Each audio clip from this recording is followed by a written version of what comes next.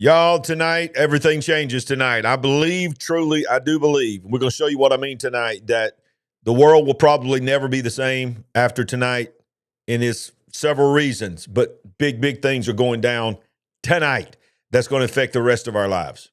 Let's go.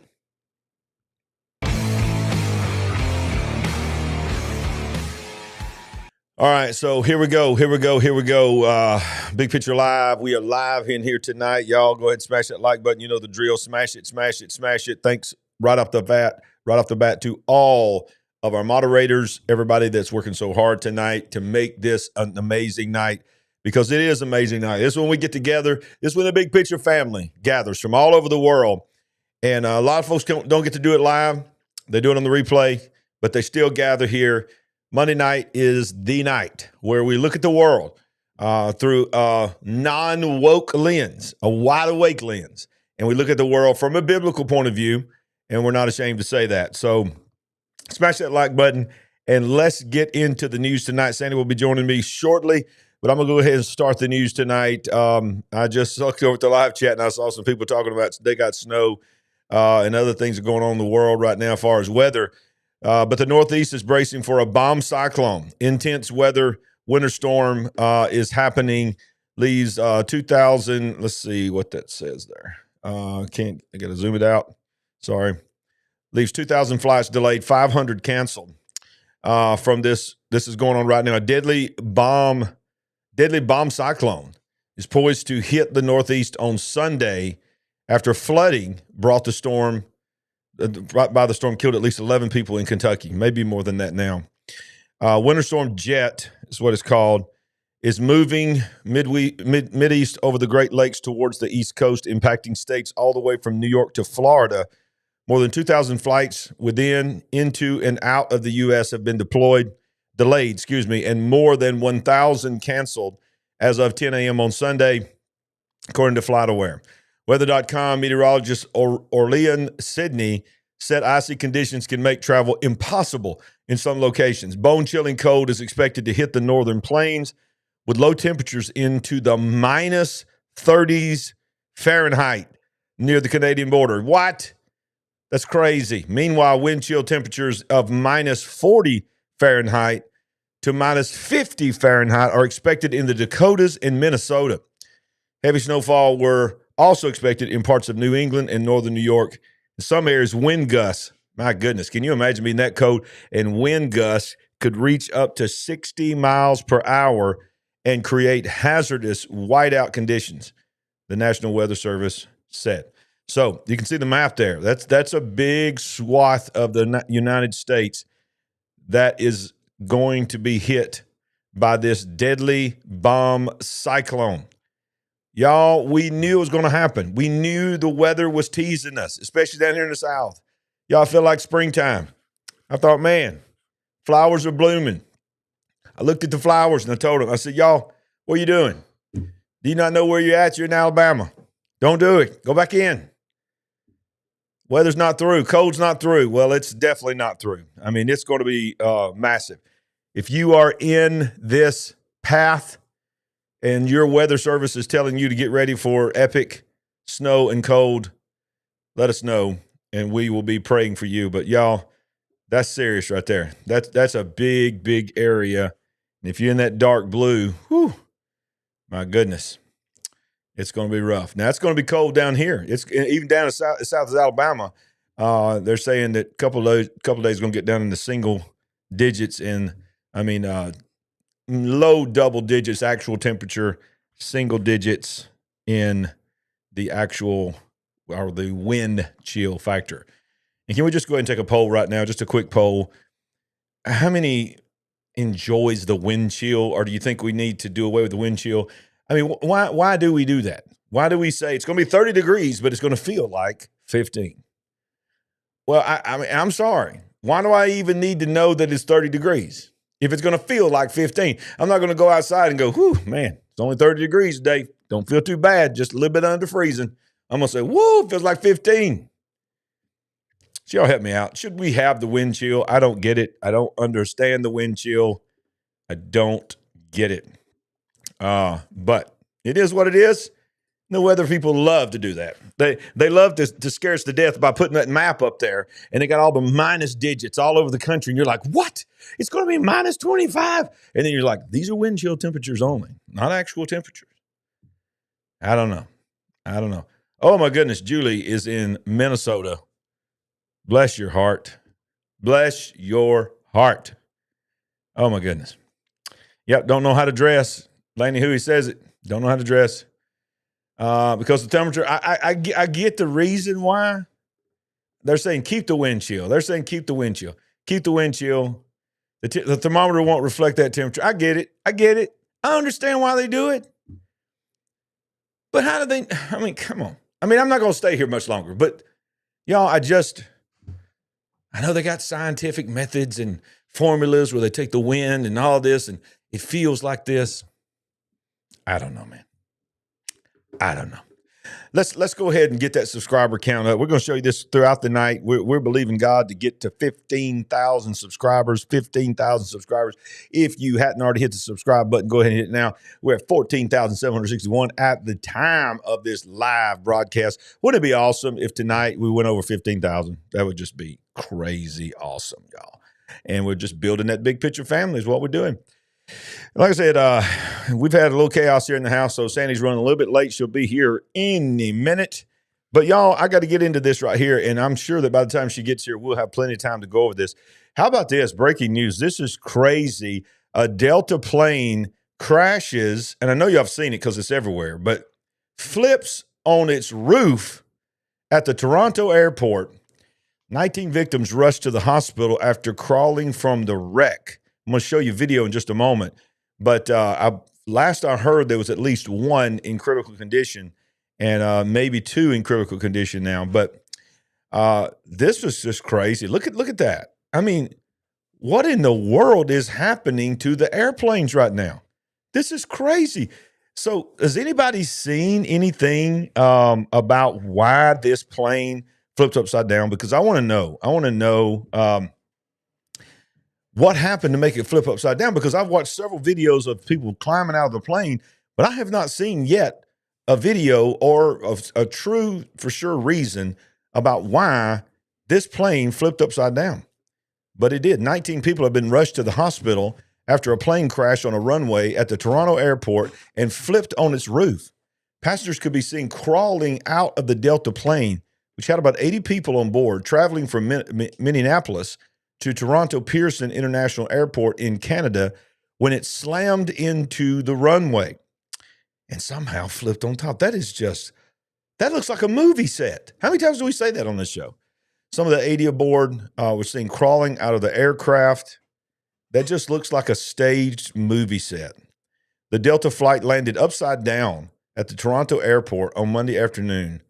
These are just more and more pictures of it. And we're going to show you some video. We're going to try to bring Sandy in just a second. I think she's about ready.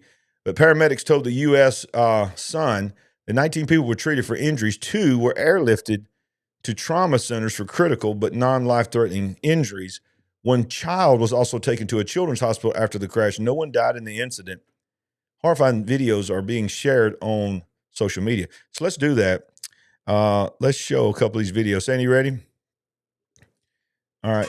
I don't know if she's ready or not. All right, you ready? Unmute me. All right, here we go. Bring her in. Y'all show some love for the queen. She's in the house. Oh. All right. Glad to be back. Scoot this way just a little bit. Mm-hmm. Come on, we're going to get you right. I will readjust my chair. All right. I'm going to go back to here while you're readjusting your chair. Thank All right. you. So yeah, let's, okay, here we go. You still got in it. Okay. All right. We got to put some tape down or Is something. that better? Yeah, that's good. That's Well, my perfect. chair gets moved, and it's been a very busy day. Today was a holiday. Yep. Had the grandkids since yesterday. Yep. We've been pawpawing and nanning all day today. So And running a little bit behind. yeah, And a little bit under the weather. So as you were coming in, you probably heard Yes, me. I did. I was covering this. This is story unbelievable. blows my mind.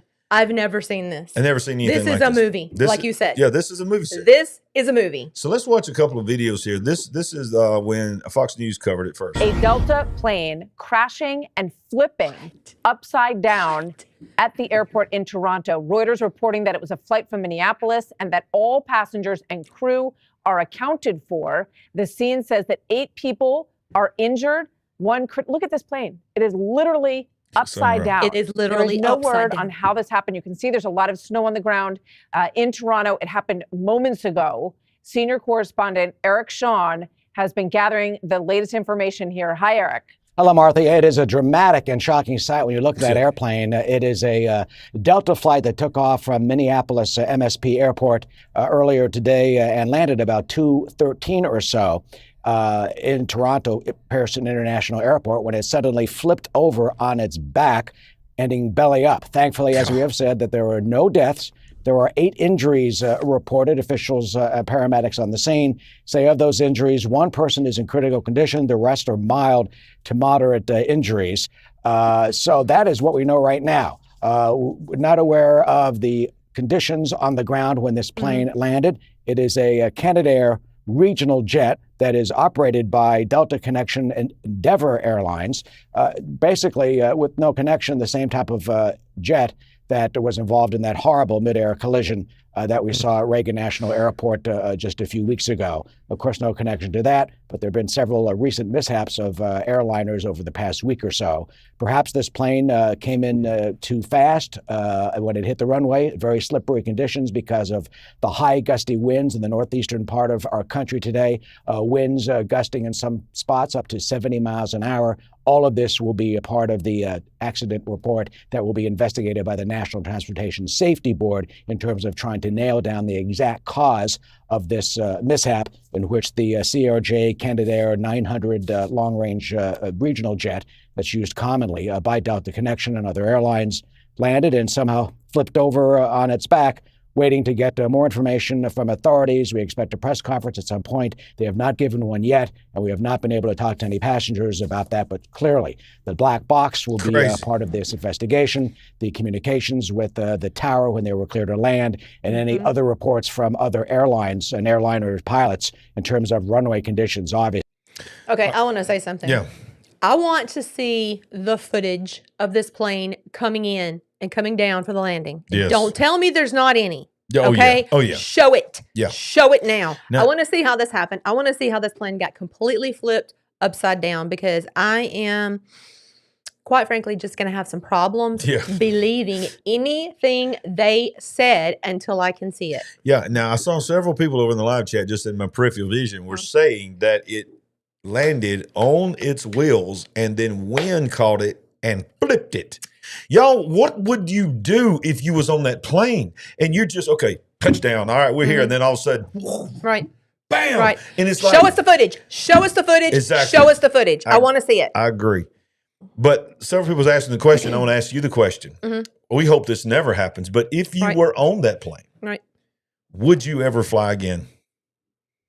Yes. You would? You would still fly again? Even though if you flipped upside down and was like a movie, you were skidding across upside down, you would still fly. Look, I'm sure these people were scared. Preface, if this happened the way they said it did. Whatever.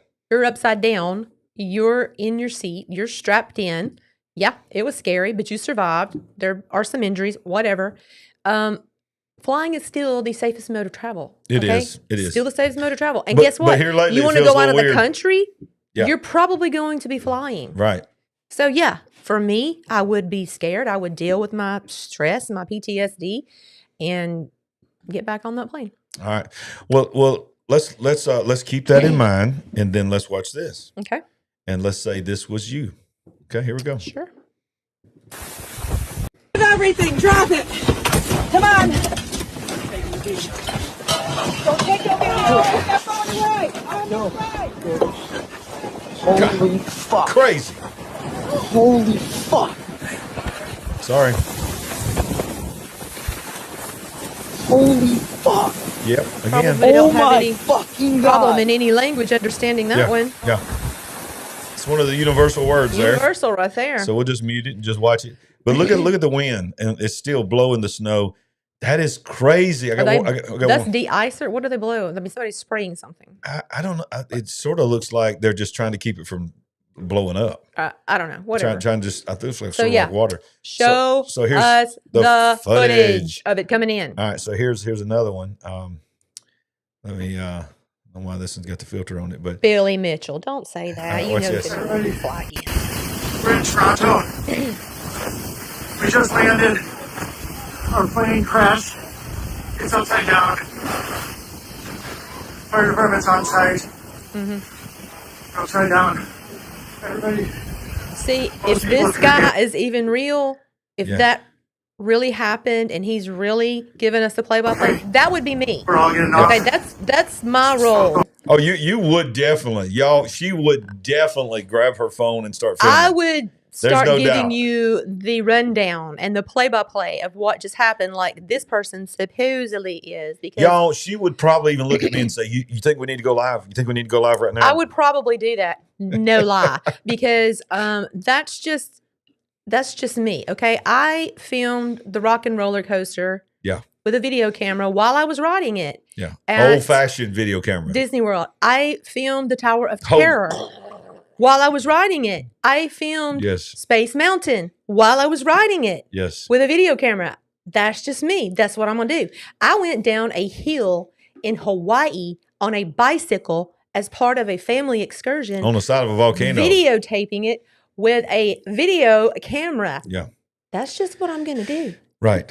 Right. But y'all, this all kidding aside, this is serious. This was crazy. I can't imagine. Like you said, we need to see the footage. I'm sure there will be footage. Things like this. I refuse to believe Yeah, come on. until I see it. But And then look, I might be questionable because I still might be saying, "Hey, but look, I'm gonna play devil's advocate here. Okay, this is You and this the is devil. this is under investigation, so Under they have to investigation. Okay. keep that close to their vest. Okay. But Very yeah, that good. happened today. So we are thankful that no deaths happened because that could have been really bad. And we know that there's 18 to 20 injuries now. Yeah. A couple people were airlifted there, so we're praying for them. Absolutely. And we're thank God that If there are it people couldn't be hurt, worse. yeah, we will be praying for sure.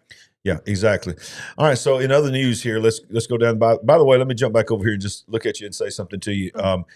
Those are wondering what does this thumbnail mean? What does it mean? Everything's going to change tonight. You can't go anywhere because we're going to do that at the very end. Hey, get your bathroom break and your snack Yeah, when this show's yeah. over and Hey, come sh- right da- on. da- da- da- da- da- Come No, right don't on. tell anything yet. That's not time to tell. I'm not Don't telling don't even anything. tell- I'm just saying, Yeah, no. just pencil us Yeah, in yeah. for maybe later tonight. You couldn't help yourself.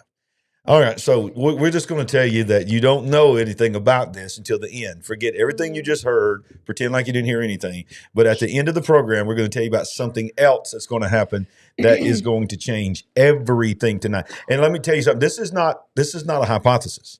This is going to change the world. Yes. What is going to happen tonight is going to change the Big world. stuff. Big stuff. Speaking of the world, let's talk about what's going on over there in Israel. Netanyahu vows to, quote, finish the job against Iran with support from Trump. Yeah. Israel's Prime Minister Benjamin Netanyahu vowed on Sunday to finish the job with Iran in support of Donald Trump. Netanyahu was speaking alongside U.S. Secretary of State Marco Rubio, who is visiting Israel in his first official trip to the region since assuming the role. Quote, over the last 16 months, Israel has dealt a mighty blow to Iran's terror axis. Under the strong leadership of President Trump, I have no doubt that we can and will finish the job. Rubio said there, quote, could never be a nuclear Iran. Quote, it is important to constantly point that whether we talk about Hamas or we talk about Hezbollah, we talk about violence in the West Bank and we talk about the destabilization of Syria, or we talk about any of these issues in the militias in Iran. They are the ones that are behind and are the one common theme, Iran, Rubio said. That must be addressed.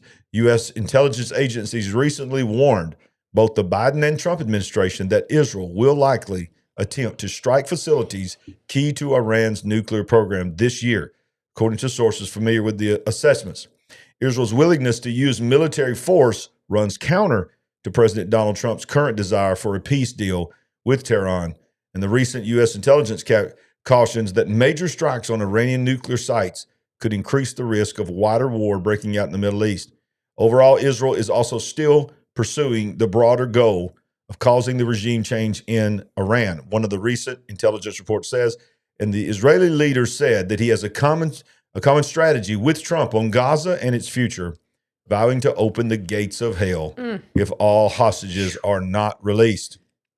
And he goes on to say that Trump had proposed the U.S. takeover of Gaza, as we've discussed last week, and the displaced of Palestinians out of the devastated strip permanently, triggering a storm of protests.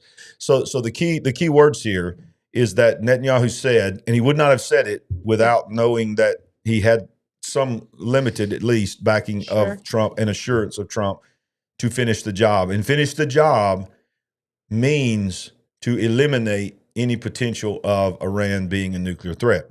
Right. We are of the belief, and we have talked about here, that we believe they already have it. And of course. So it's just really just talk now. So what is your thought on that? They've put it out there. I mean, this administration is not even a full month old yet. Right, yeah, exactly. It's been put out there in the last administration. It's been put out in this administration. It's been sounded from the individual countries. It's been sounded collectively. All that's waiting on is the action. Yeah, right. So according to their own words. Yeah.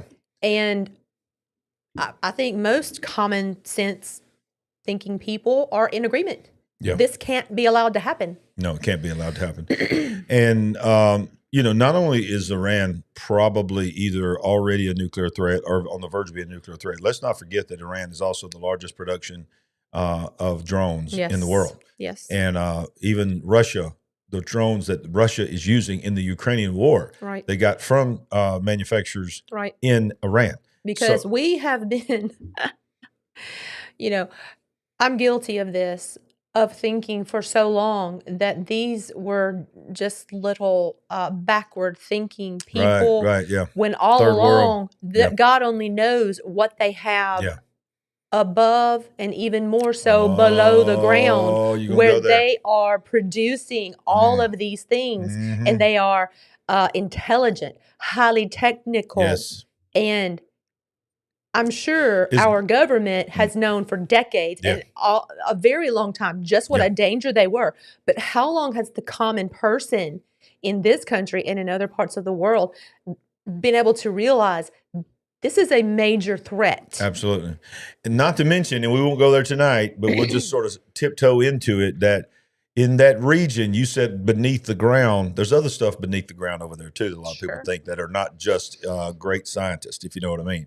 They're working with entities that are in that area. I'll up your ante, okay? Come on. I'll see you and raise you here. Raise it. Come on, baby. Probably they have ancient That's what I'm talking technologies, not just working with entities or whatever, but real ancient technologies, portal opening capability technologies, and so on and so forth. Because these are the ancient areas of the world. She went there. I'm sorry. Was that too quick? Did I jump the gun? Dare I say, Nephilim. Again. Dare I say aliens? Dare I say entities from another dimension? Fourth round of steroids, and I am getting every bit of my money's worth out of them. She's not addicted. She's not addicted. So don't. Can you get addicted to steroids? Probably. I would love to not be on steroids, but I can't seem to get rid of this. Whatever. But you're getting better, so we're thanking God for all the prayers. A little bit more about the Trump effect. Israel has now received its first shipment of the U.S. bombs that the Biden administration had shut down. The Trump administration shipped 2,000-pound bombs to Israel, making it the first shipment to the Jewish state since the Biden administration blocked them from being sent. After President Trump got into office, he lifted the hold on the bombs from the Biden administration. Defense Ministry confirmed of Israel that the bombs had arrived over the weekend. Quote, the munitions shipment that arrived in Israel tonight, released by the Trump administration, represents a significant asset for the Air Force and the IDF and serves as further evidence of the strong alliance between Israel and the United States. It goes on to say that it would continue to work together to strengthen security. The bombs arrived right on time with Marco Rubio as he arrived. And these are the giant bombs that penetrate bunkers.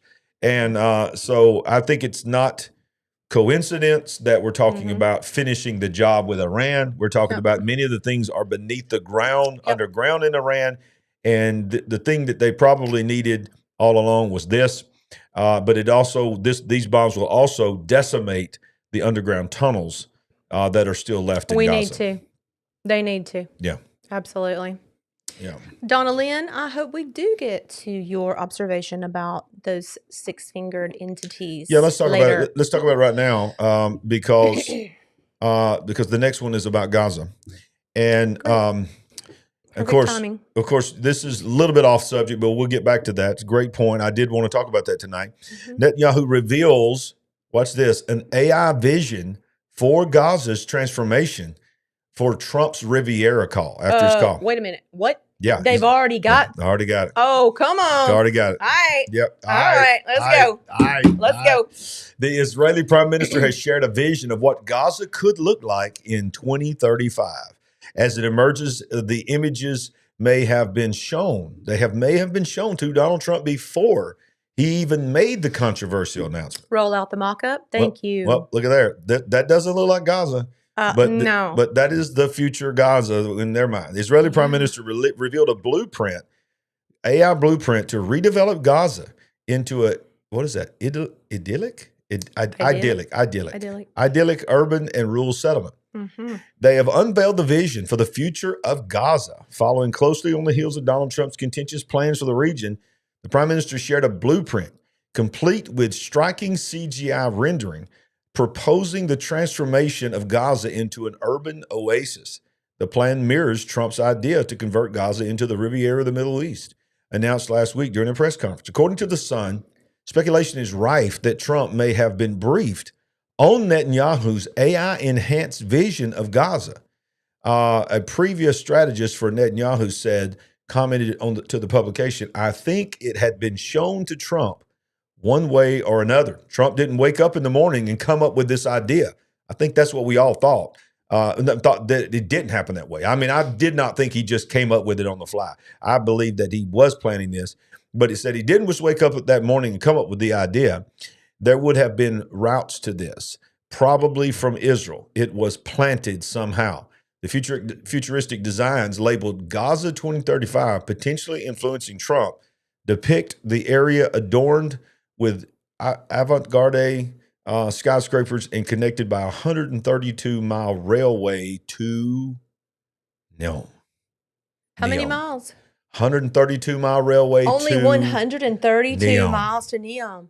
So you got an avant-garde area in the works. Trump's calling it the Riviera.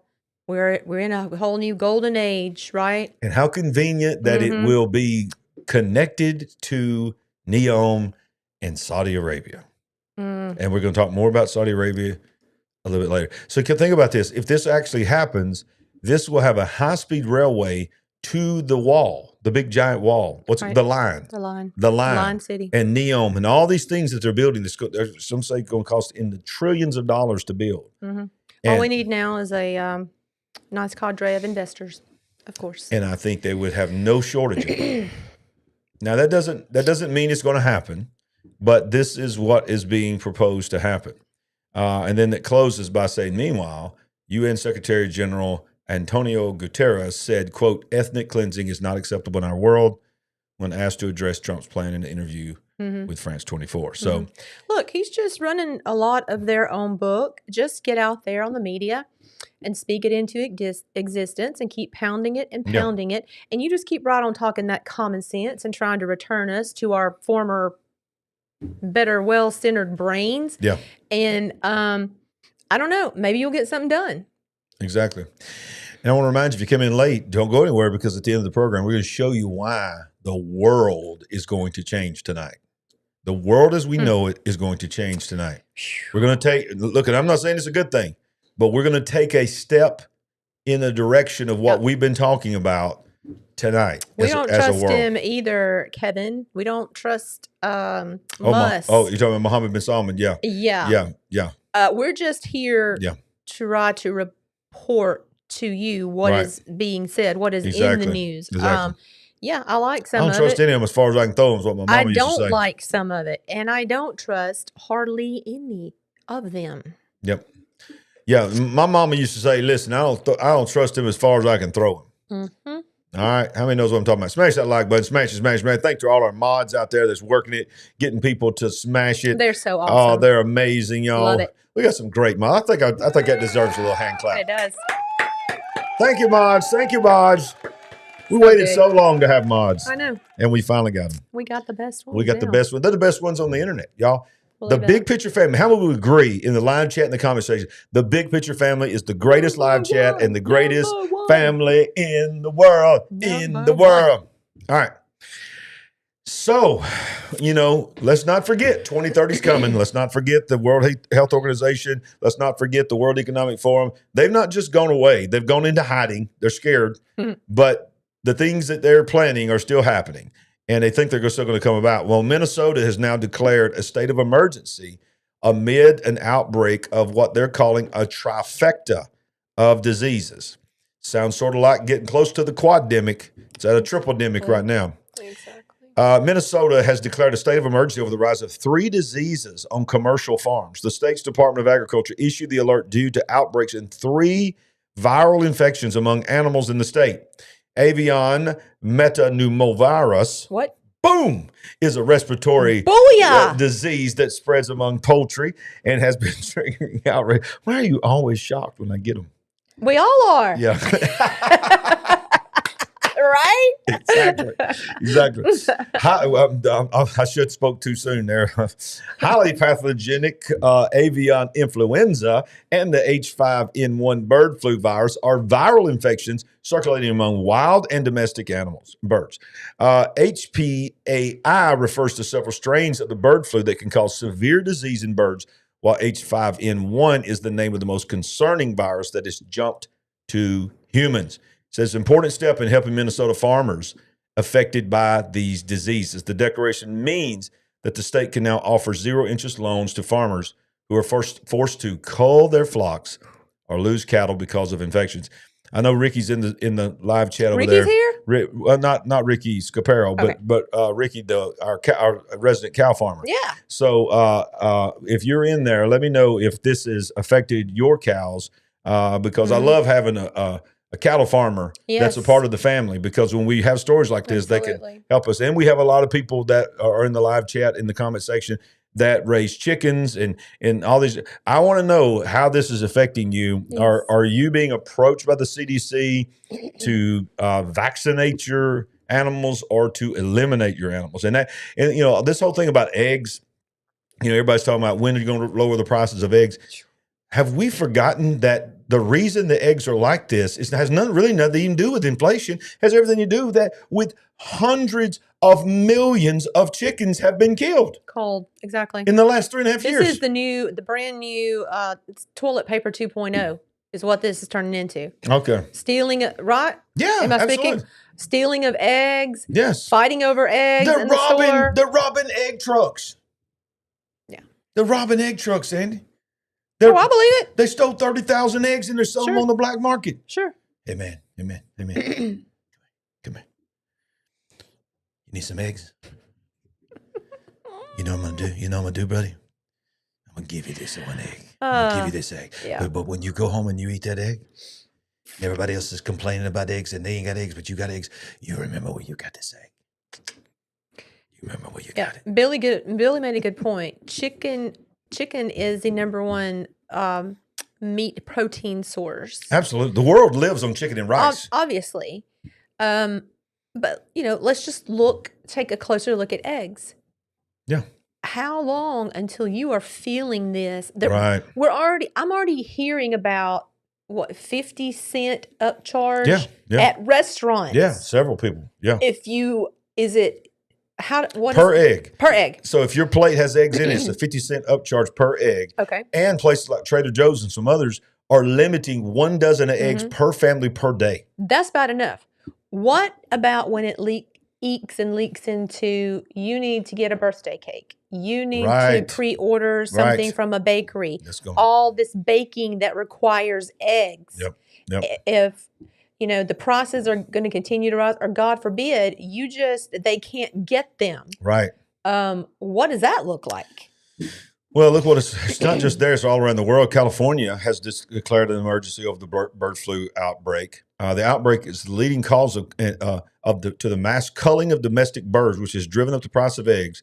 The average price now rising 65% since the start of 2024. How much? 65% since the beginning of last year to $4.95 a dozen average. But some people are saying they're paying $8 and $9 a dozen.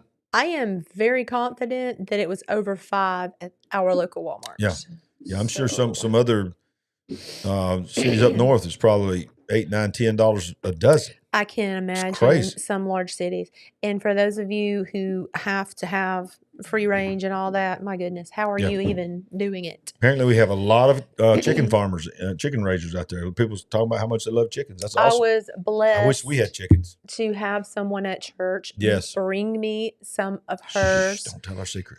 And that's our secret stash. I felt extremely, extremely blessed. Yes. And I'm you so listen, thankful. And they're organic and they're dirty. Yeah. And they're brown and they're dark and they ain't got all them additives in it. But now look, y'all know that we're very cautious about Donald Trump, but we're also believing that, hey, we're glad that he's in office versus what we're going to get. Yes. But y'all, there's several things about Donald Trump that has had us concerned. And one of the big things that's had us concerned is the people that are still around him that are vaccine type people, mRNA people. Now, we know that we have Kennedy Jr., Robert Kennedy Jr., RFK has come in. He's more of a balanced approach, but he also sort of stepped back some of the things that he had previously said about vaccines.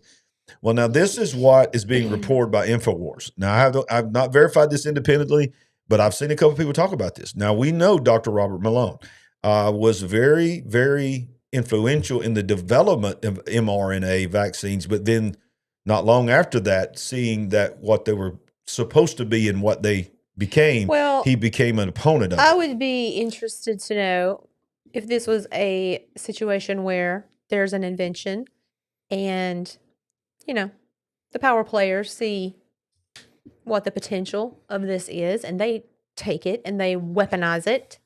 Yeah. Was he complicit in that? Was he innocent in that? I don't know. But either way, he says no. Either way, they took his work or whatever, level of influence and participation he had in mRNA, and it has been taken and hijacked. Absolutely.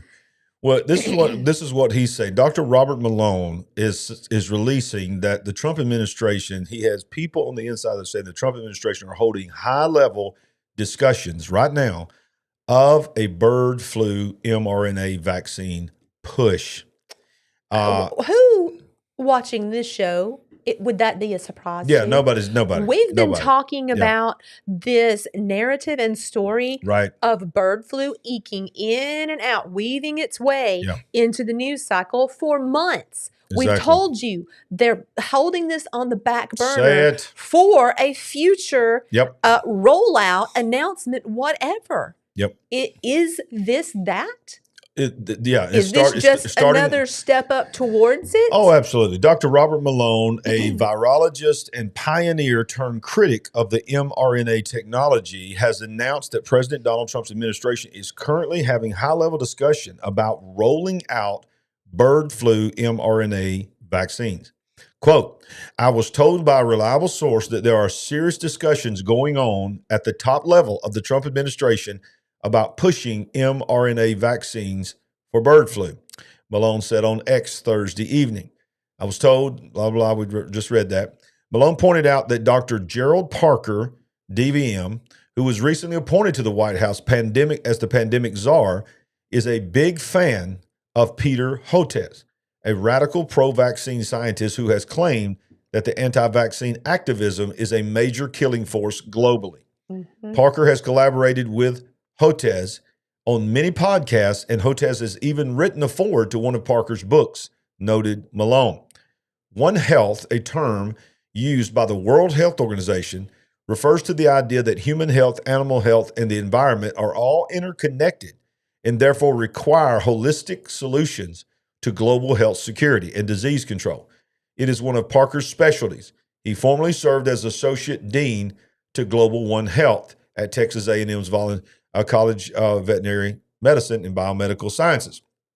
It says that he warned under the One Health agenda that the WHO and or governments would have the ability to control a wide range of aspects of human life, from diet to agriculture and livestock farming to the movement of populations. He further explains they can close borders. The WHO directors general could basically take control of anything. If they say, oh, the people are getting whatever disease from animals, then they can stop contact with animals, stop you eating chicken or whatever, because One Health has taken jurisdictions over ecosystems. Wow, that's exactly what we need. More control, ultimate control. Yeah, come on up in my backyard. Yeah. Yeah. And listen, we said it here on this program, when the World Health Organization tried to do that pandemic treaty and couldn't get it through. Thank you, Jesus. But we still said they still have things they can do that's almost exactly the same. They're still coming back. They're still going to be coming at us. But the worst thing that could ever happen. The worst thing that could ever happen to WHO was Donald Trump. I mean, that's the bottom line, at least on the surface. And because even though we have what we're reporting right now, I mean, he did do an executive order, taking away the mandates, saying military can be reinstated, that was removed, and just this week did an executive order to all school systems that are still requiring and mandating a vaccine. If you do not stop it right now, you're going to lose all your funding. So it's sort of like it's two sides of the coin here. You don't know what to believe. Exactly. But we got to be cautious. We got to be cautious. Because, God forbid, he's just moving everything right where he wants it to be, which is, and it end up being not a good thing or a good place. I don't want to see that. No. But I'm not so blind as to say, oh, that would never happen either. Exactly. So continuing around the world, and don't forget, we're going to show you an event, and towards the end of the program, it's going to change the world tonight. So don't go anywhere. Greece is now building an escape route in Santorini. Port, excuse me. As quakes continue, says this minister. This is crazy. This is crazy. We wanted to go there, and I still do. Yeah. It's so gorgeous, but wow, this place was birthed out of destruction. It was. Greece will soon set up an evacuation port on the island of Santorini to facilitate the safe escape of people in case a bigger quake hits the popular tourist destination, a Greek minister said on Monday. Santorini, a volcanic island in the Aegean Sea, has been shaken by tens of thousands of mild quakes since late January, forcing thousands of people to flee and authorities to ban construction activity. I mean, it's shut schools and nearby mostly empty, right? Yeah, right. On the island. Well, not completely, but it's getting there. No major damage has been reported, but scientists have said the seismic activity is unprecedented even in a quake-prone country like Greece, and have not ruled out bigger tremors. They identified the main ferry port at the foot of the precipitous slope and other sites around Santorini as weak links, although they have not said they cannot be used in an emergency situation. So along with the new port in Santorini, which is being prepared, there was a decision for setting up an escape port on the part of the island where passengers' ferries could be able to dock in an emergency. The story is not over. How do you get them down the steep hill? That's what I'm saying. Did you see that set of stairs you have to traverse? And y'all, some of y'all have been to Santorini. Like I said, we were wanting to go, we didn't get to go. But I don't think that most people can drive up there. I think you got to take a donkey or walk it. It's crazy. I mean, I don't think you can drive up there. What I saw on a documentary or news piece recently, I didn't realize. I was like, you've got to be kidding me. What? Yeah. Oh boy. All right. Have y'all hit the like button? Hit the like button? We just got 2 more likes here. But we're trying to get to 15,000 likes. I mean, excuse me, subscriptions, 15,000 subscriptions. If you have not hit the subscribe button, go ahead and do it. But if you already have done it, don't unsubscribe. Don't hit it again because you're so excited and unsubscribe. Make sure that you're subscribed. And by the way, some of you are being unsubscribed from YouTube, and it's really aggravating. When will that stop? Never. We're on the list. But while DOGE is doing all that he's doing, and we're going to reveal something to you tonight that really was a revelation tonight about DOGE, of how he's been able to do, Elon Musk, about how he's been able to do what he's doing. And it's going to shock you, y'all. Yeah. And when you see what we're going to show at the end of the program, And the night is young, y'all. I'm gonna just say this: we got a lot of stuff going on tonight. That's all I'm gonna say.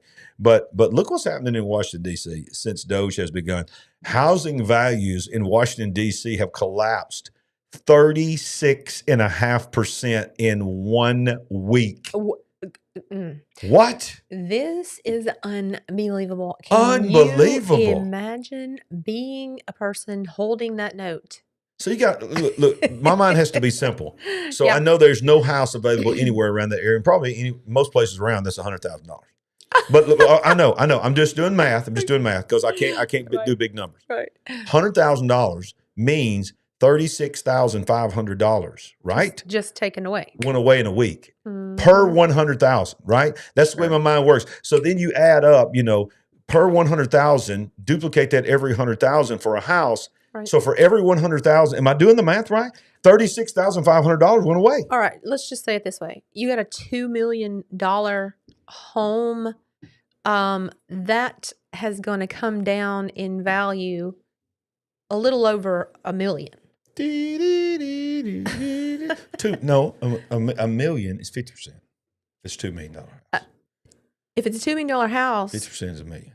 Right, that's what I'm that's saying. why I only did 100,000 because you get in trouble. So it's going to be worth $1 million point, I don't know, just do the simple. 2.5 or a little bit less than that.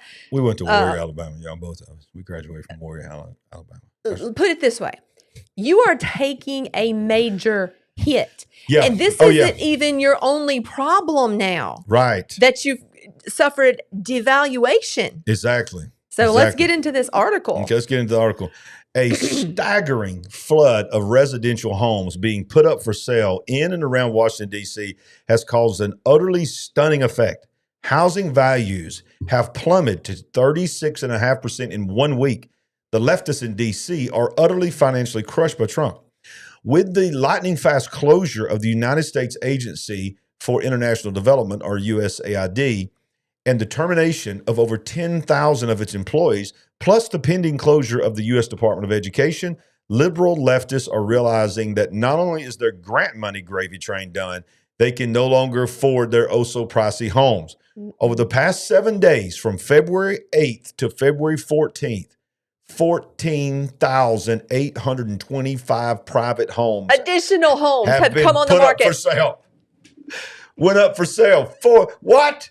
14,825 private homes have been put up for sale in 1 week. In the 24 hours ending February 14th, a total of 516 more new real estate listings were added to the homes in Washington, D.C. This is what Zillow looks like. That is a screenshot of Zillow. That's nervous laughter, y'all, because that's cray-cray. That is cray-cray. I mean, you can't even see the map. We took a family vacation to Washington, D.C. in 2001. Right before 9/11. Right before 9/11 in July. And, you're driving around the different areas. We go over to the Pentagon. We go out to see Mount Vernon. We actually go all the way out to Monticello and just driving all around. You're seeing this area, so many people, so much traffic. Yeah. And but that's looking a lot different now. That's been almost 24 years ago. How much more congested is it now? And these people are realizing we can't do this anymore. I can't even survive if I attempt to stay here. One more time. We got to go. Look at Zillow. Yeah. One more time. That's just crazy. So keep reading. Okay. All right. So as a result, even homeowners in the area who still have jobs are now finding out that they're already upside down in their mortgages because of the property values are going down. They now owe more than their house is worth. So then what happens when that takes place? It triggers something else. Here it is. This is necessarily going to trigger local banks to begin calling in those loans or making margin type calls to those homeowners, demanding more of down payment to continue the mortgage. You're talking about people who had no interest or intention to leave. Right. They weren't part of this whole, mechanism of this is how I got into this home and how I'm keeping this home. They're probably working in different sectors, maybe not the government, but now It's a domino effect. Yeah. They're being affected. They're going to get affected too. And listen, make no mistake about it. These are still human beings. Our heart is breaking for these people. We hate that. It is terrible. It's terrible. It's terrible. But this is the repercussions They're innocent, of what is happening. Innocent bystanders. Yeah. You know, some of them's not innocent. No. Yeah, but I get what you're saying. I'm saying some of these people that have inadvertently had their homes also become, not worth as much. And so the bank, it's going to trigger banks to want to call in their loans. Yeah, they didn't have that in their card deck. No, they didn't. And look at this, y'all. This right here. Look at this headline. Eruption of searches for the words bleach bit, wipe hard drive, offshore bank. Searches in the D.C. area support the deep state panic mode. Internet search trends in Washington, D.C. metro area have been nothing short of stunning in recent weeks, because you can find this out very easily on Google Trends. I've done it many times before, and you can itemize the city and the region that you want to see. What is most people searching for here? Has been nothing short of stunning in recent weeks, reflecting what appears to be a growing panic within the federal bureaucracy as President Trump and Elon Musk Department of Governmental Efficiency, or DOGE, root out corruption in non-governmental organizations, or NGOs, and federal agencies. Earlier this week, internet search trends for these words, criminal defense lawyer and RICO laws, went viral on X, fueling speculation that Washington's political elites were in panic mode. The searches coincided with DOGE's efforts to neuter USAID's funding of NGOs and propped up a shadow government, as well as began cutting tens of thousands of workers from various federal agencies. D.C. internet searches for criminal defense law, RICO law, erupt as DOGE drains the swamp. Look, RICO charge, RICO statute. What is RICO law? Right. And he goes on to say that criminal defense lawyers, but here's now, more suspicious search trends have erupted among D.C. residents as DOGE efforts went into beast mode by the end of the week. It goes on to say, Washington, D.C., this is WikiLeaks X account, searches soar for Swiss bank, offshore bank, how to wire money, IBAN, which I don't even know what that is, searches for wipe, erase are trending on Google in the District of Columbia. Look, it shows you in the District of Columbia in the past 90 days, right there on your screen from Google Trends, wipe and erase are trending. While yes, the search term wipe hard drive is trending across DC Metro. Hillary Clinton. Yeah, exactly. Contact bleach bit. Hillary bleach Clinton. Bit. If all else fails, get out your hammer. Yeah, exactly. Look at the graph. Look at spike. Yeah. Just blows up right there on the spike. Wow. And bleach bit. Look at the spike of the search for, which is, of course, like you just said, Hillary Clinton. Bleach bit is what they use for her hard drive. Wipe it with what? A cloth? Yeah, that's right. Yeah. Let's don't forget that. Take us back there, baby. So many goodies. Take us back to it. I'll tell you what. Did you wipe your hard drive? They may supposedly unalived more people than we can account for, but my God, you got so much gold, so much one-liners there. Oh, if nothing else, Sandy, it was entertaining during the Clinton We don't have the years. video clip. Let's reenact it. Let's reenact it. Ma'am, Miss Clinton. I don't remember exactly how it went. Is it true? Hold your phone up. Hold your phone up. Okay. Is it true that you wiped your hard drive? What you mean, like with a cloth? Y'all, that's what she said. She said, "What do you mean, wipe it with a cloth?" Like we were supposed to go with that. Wow. All right, we're not through. We're not through. One more. Washington, D.C. searches for lawyer have increased 400%. 400% in a place full of lawyers. I mean, look, it's not like a straight line. You can see people's always search for like lawyers. A snake. And then all of a sudden, that snake snake got his head up. Oh, Washington, D.C. searches for statute of limitations. Wow. Soar. Look, in the last 90 days. Arrow. Is it arrow? So you have to ask the question, why on earth shot up like an arrow would some D.C. residents panic search keywords that suggest they're trying to cover up a crime? Anybody want to take a guess of why all those words were trending in Washington, D.C.? Because we got to get out of town and we got to clean this up before we go. Yeah. Oh, Lord. Look at this that somebody made here. Oh, my goodness.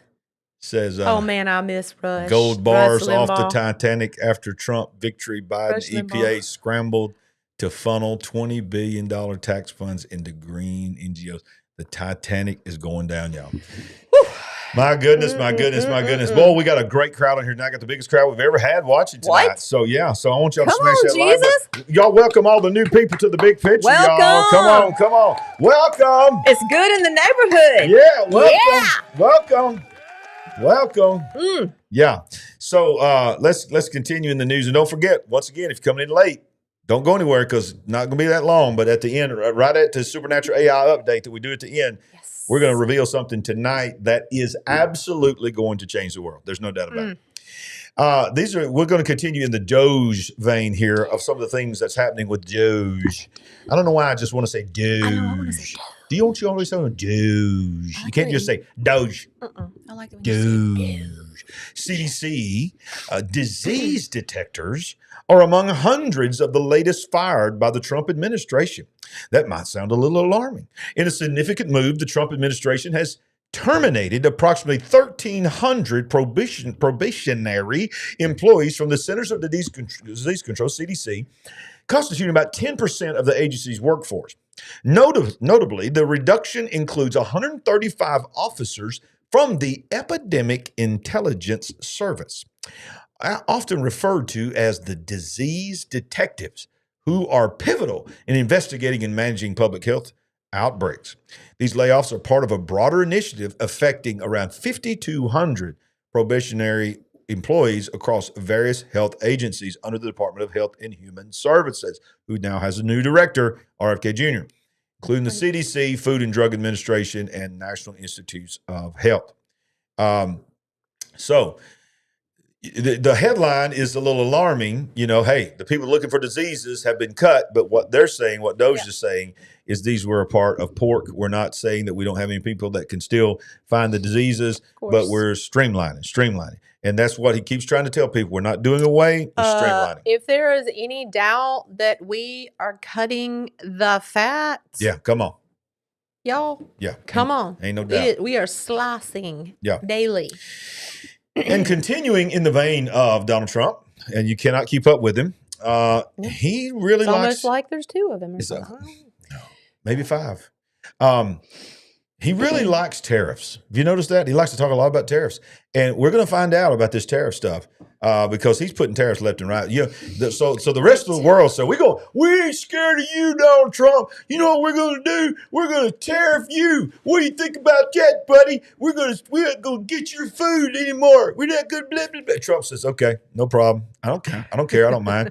We're going to do something called a reciprocal tariff policy to include VATs as well. Value added tax. You mean a lot of nations around the world watching this right now, you don't have sales tax, you have VAT. So everything has a value added tax on it. And he says, we're just going to go ahead and deal with that too. President Donald Trump announced Thursday that his administration's reciprocal tariff policy will include foreign value added taxes, or VATs, and non-tariff barriers, a move that could significantly alter the global trade landscape by targeting tax structures and regulatory policies that have long been criticized as unfair to U.S. businesses. In a post on X, Mr. Trump reiterated his commitment to reciprocal tariffs, stating that the United States will impose duties equivalent to those levied by other countries. He said the policy will now account for VATs and other trade barriers that act as indirect tariffs. For purpose of the United States policy, we will consider countries that use the VAT system, which is far more punitive than a tariff, to be similar to that of a tariff, he wrote. He also stated that non-monetary trade barriers, such as regulations that restrict U.S. businesses from operating in foreign countries, would be factored into tariff calculations. Y'all, he's in beast mode. I mean, he's basically saying, okay, look, you got your own country just like us. You do what you want to do. Right. You charge us a 25% tariff. That's all right. We'll just charge you a 25% tariff. You lower it to 10%, lower ours to 10%. You do away with yours, we do away with ours. Right. So bottom line is this: what's good for the goose is good for the gander. Yeah. Basically, all that stupid, ridiculous stuff and crap that you got away with in the past and stuff that you tried to put on us and we just took it like a doormat. Bye, Felicia, because all that's Bye, over. Felicia. Nah. Na na na na. Come on, y'all sing with. Hey. Goodbye. Beyond tax policies, Trump's directives also targets where he saw the non-monetary trade barriers, which I think this is very interesting because this is actually regulations, which includes licensing rules, government subsidies, and market across restrictions that make it more difficult for goods and services to compete overseas. He indicated that the administration would quantify these barriers and apply tariffs accordingly. So there it is. So it's called a reciprocal tariff. Yeah. The world thought, okay, he's just running his mouth. He's only in there for a few weeks. He's going to run his mouth about China and about Canada and Mexico, and the rest of the world going to still do what they always done. And he just said, you know what? No, everything's changing because we're not, as you said, we're not going to be the doormat anymore. No, we're gonna act with common sense. Oh, that's a cuss word. We're gonna act Quit like cussing. we actually care about our country, and we're gonna put ourselves first. And you can fall in line, you can get with the program, or just completely get out of our way. Thank you. You remember when the United States government, how many extra IRS agents did they have? 87,000. 87,000. And by the way, y'all, let's remember, not only 87,000, armed agents. They armed them. Armed them. So they could arrest people. And Trump just said, this ain't what this news article is about, but Trump went in there and got him and said, y'all go into the border. Yeah. And he set up to the border, y'all, to protect the border. IRS agents. Boy, get your backpack and get your love to have been on that trip. Get your sunscreen in your backpack. We're going on the road. Like, what? Wait, I need to go check somebody's accounting in Texas? Is that what we're doing? What? No, you're protecting the border. Just get in the car. Well, I'll let you know when we get down the road what's happening. Yeah, we'll give you orders on the road. Trump is also planning mass layoffs at the IRS. And here's the headline that everybody else is running, like CNN and all this. Trump is laying off a massive layoff at the IRS right in the middle of tax season. Well, you know what? I think the common man would say, we don't think we need that many people at the Internal Revenue Service. And oh, by the way, let me just go ahead and opine for just a second here. You're going to opine too? You are going I should have brought coffee. Yeah. This cup's empty. Hey, you're going to audit me and require me to report $600 on Venmo, PayPal, Cash App, whatever. If I sell a couch or whatever in it's 365 days, that's over $600. Now got to get a 1099 on it and report it. And you're going to audit me if I don't do that. But you all messed up because the richest man in the world who ain't getting paid nothing, who's got multiple other businesses to run, how in the world he got time to analyze every single thing in Washington, D.C., and he's doing it for free, and you mad because he's auditing you. Well, how about this, IRS? We're going to audit you. Oh, the Internal Revenue Service. President Donald Trump is planning to axe 9,000 jobs at the IRS. And I'm sorry for those people. I'm not sitting there clapping for people losing their job. No. I'm talking about, but the big picture is the United States government needs to slim down. It needs to slim down. And hey, kids. I'm sorry. Were you somehow not listening the last 2 years? When when we've all been told the workforce is going to look different, it's going to shrink, automation is going to be a major reality in all of our lives. Did you think that you were safe because you worked for the almighty government? No. Preach, sister. According to a report in the Washington Post, the cuts will target workers who are still in their probation period and are expected to begin imminently. The report states the Trump administration is expected to lay off thousands of employees in the Internal Revenue Service. 6 people briefed on the matter said, as billionaire Elon Musk's team begins to target tax collections. So we're going to rapid fire through some DOGE stuff here. So they're hitting the IRS, and let me tell you something. For those that have been, think about all the people whose lives have been ruined by the IRS. Okay. I mean, they were so meticulous. You had to have every little receipt. You had to have every little thing. And they are freaking out, and they're searching for bleach bit. They're searching for how can we get rid of the evidence of how we've been channeling and funneling money. It just, a lot of things have been turned on their side. A lot of things are just upside down on their head right now. And that's just the reality that we're in. So many things are happening so fast, you cannot process. what has happened 2 days ago because bam, you're dealing with the latest EO executive order or whatever. Yep. That's just what's happening right now. Yep. And as the old saying goes, that's just the tip of the iceberg. Look at this headline here. Musk claims today that he's found the biggest fraud in history. Is this the one I sent you? I think it is. I think it is. Oh, and look what it is. Oh my goodness. The This was biggest crazy. fraud in history. Y'all, some of y'all have heard this, but some of y'all have not heard what you're about to hear. And you are about to be blown away.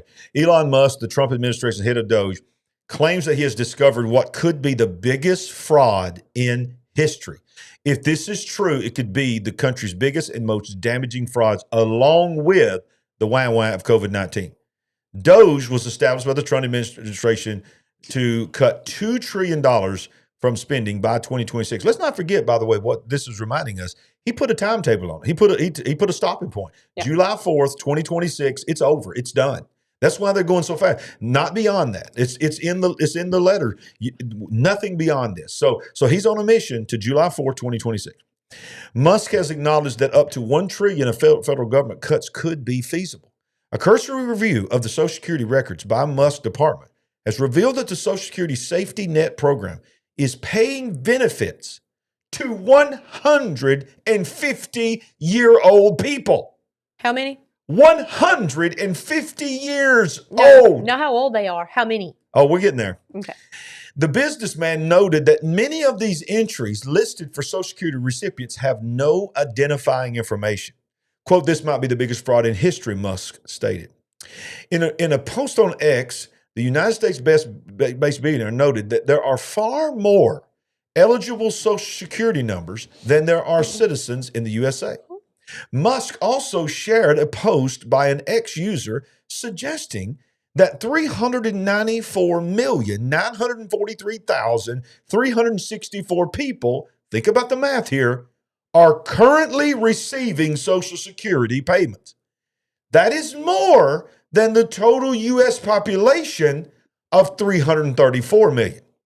Now, you and I do not receive Social Security benefits. No. And most of the people that we know that's our age do not, and younger do not. But yet, the records show that almost 395 million people are receiving Social Security checks. How was this gotten away with for 1 year, let alone however many years it's been? How much money was that? Is this the money that's being funneled into these secret programs, these black budget programs? You better believe it. Does this go right along with the $750 toilet seat and the $400 hammer of why we jacked up prices to hide where we were sending these money to put them into these black budget programs? Hey, if this show has opened your eyes to anything, what you can do is smash the like button, subscribe, help us get to 15,000 subscribers. We would appreciate it. Yeah, Thank and you pray so much. for me because my blood pressure is rising. Calm even down, as baby. I Calm down. can't. Calm down. It's going to be okay. It's going to be okay. Look, let me go ahead and make it go up even higher. According to the Social Security database, there are numbers of people. Listen to this. This is the quote here.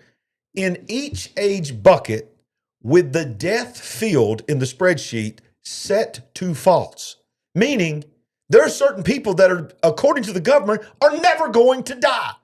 They've been set to false. Maybe Twilight is real, he goes on to say, the vampire movie. And there are a lot of vampires collecting Social Security, trying to be funny. This is insane. Now watch this. We're going to get down here to this chart. I believe I have a chart, or maybe on the next one.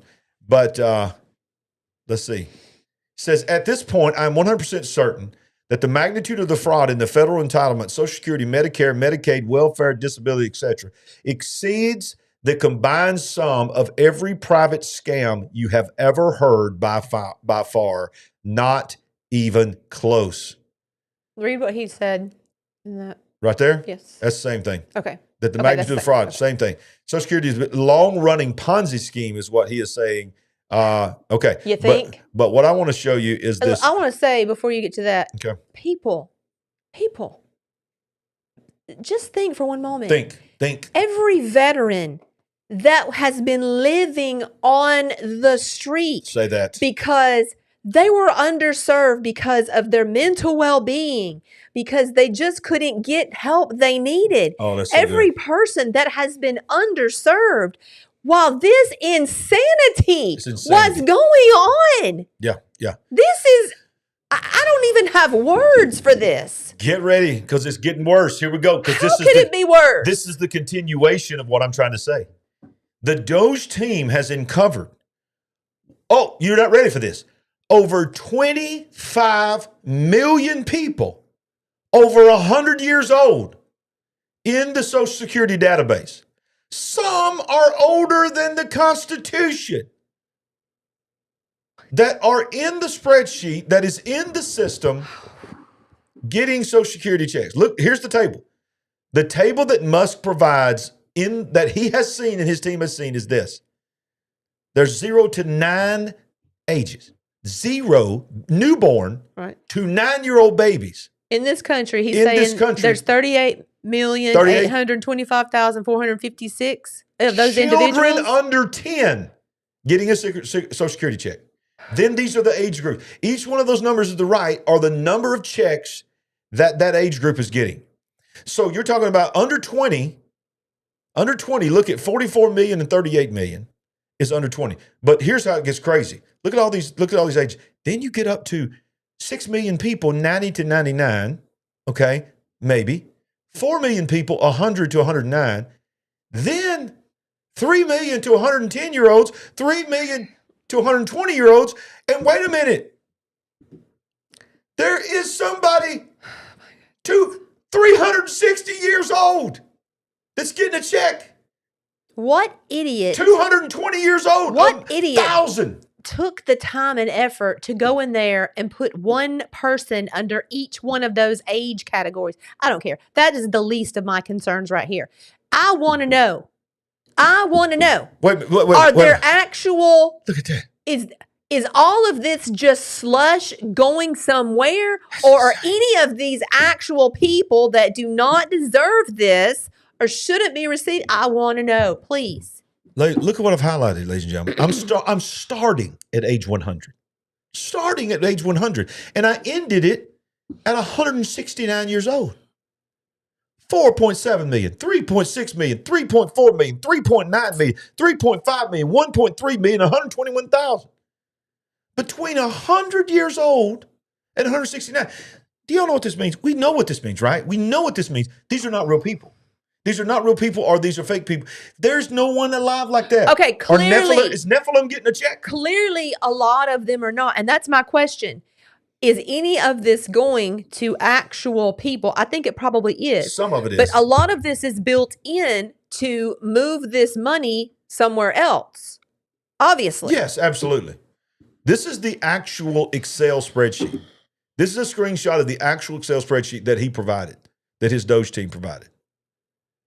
Unbelievable. Oh, my goodness. Let's read this. In 2015, we reported that the SSA had not established controls to annotate death information on the numinant records of number holders who exceed maximum reasonable life expectancies of age 112 or older. At the time, only 35 known living individuals worldwide were age 112 or older. But the system included 6.5 million number holders for age 112. And it goes on and on and on. So basically what they're saying is they're coming back and trying to say, hey, don't get mad at us. We just forgot to change the system. Okay. Well, who's getting the money? So I'm sorry. I kind of blanked out for part of that whole story because of my anger. Answer this question. Okay.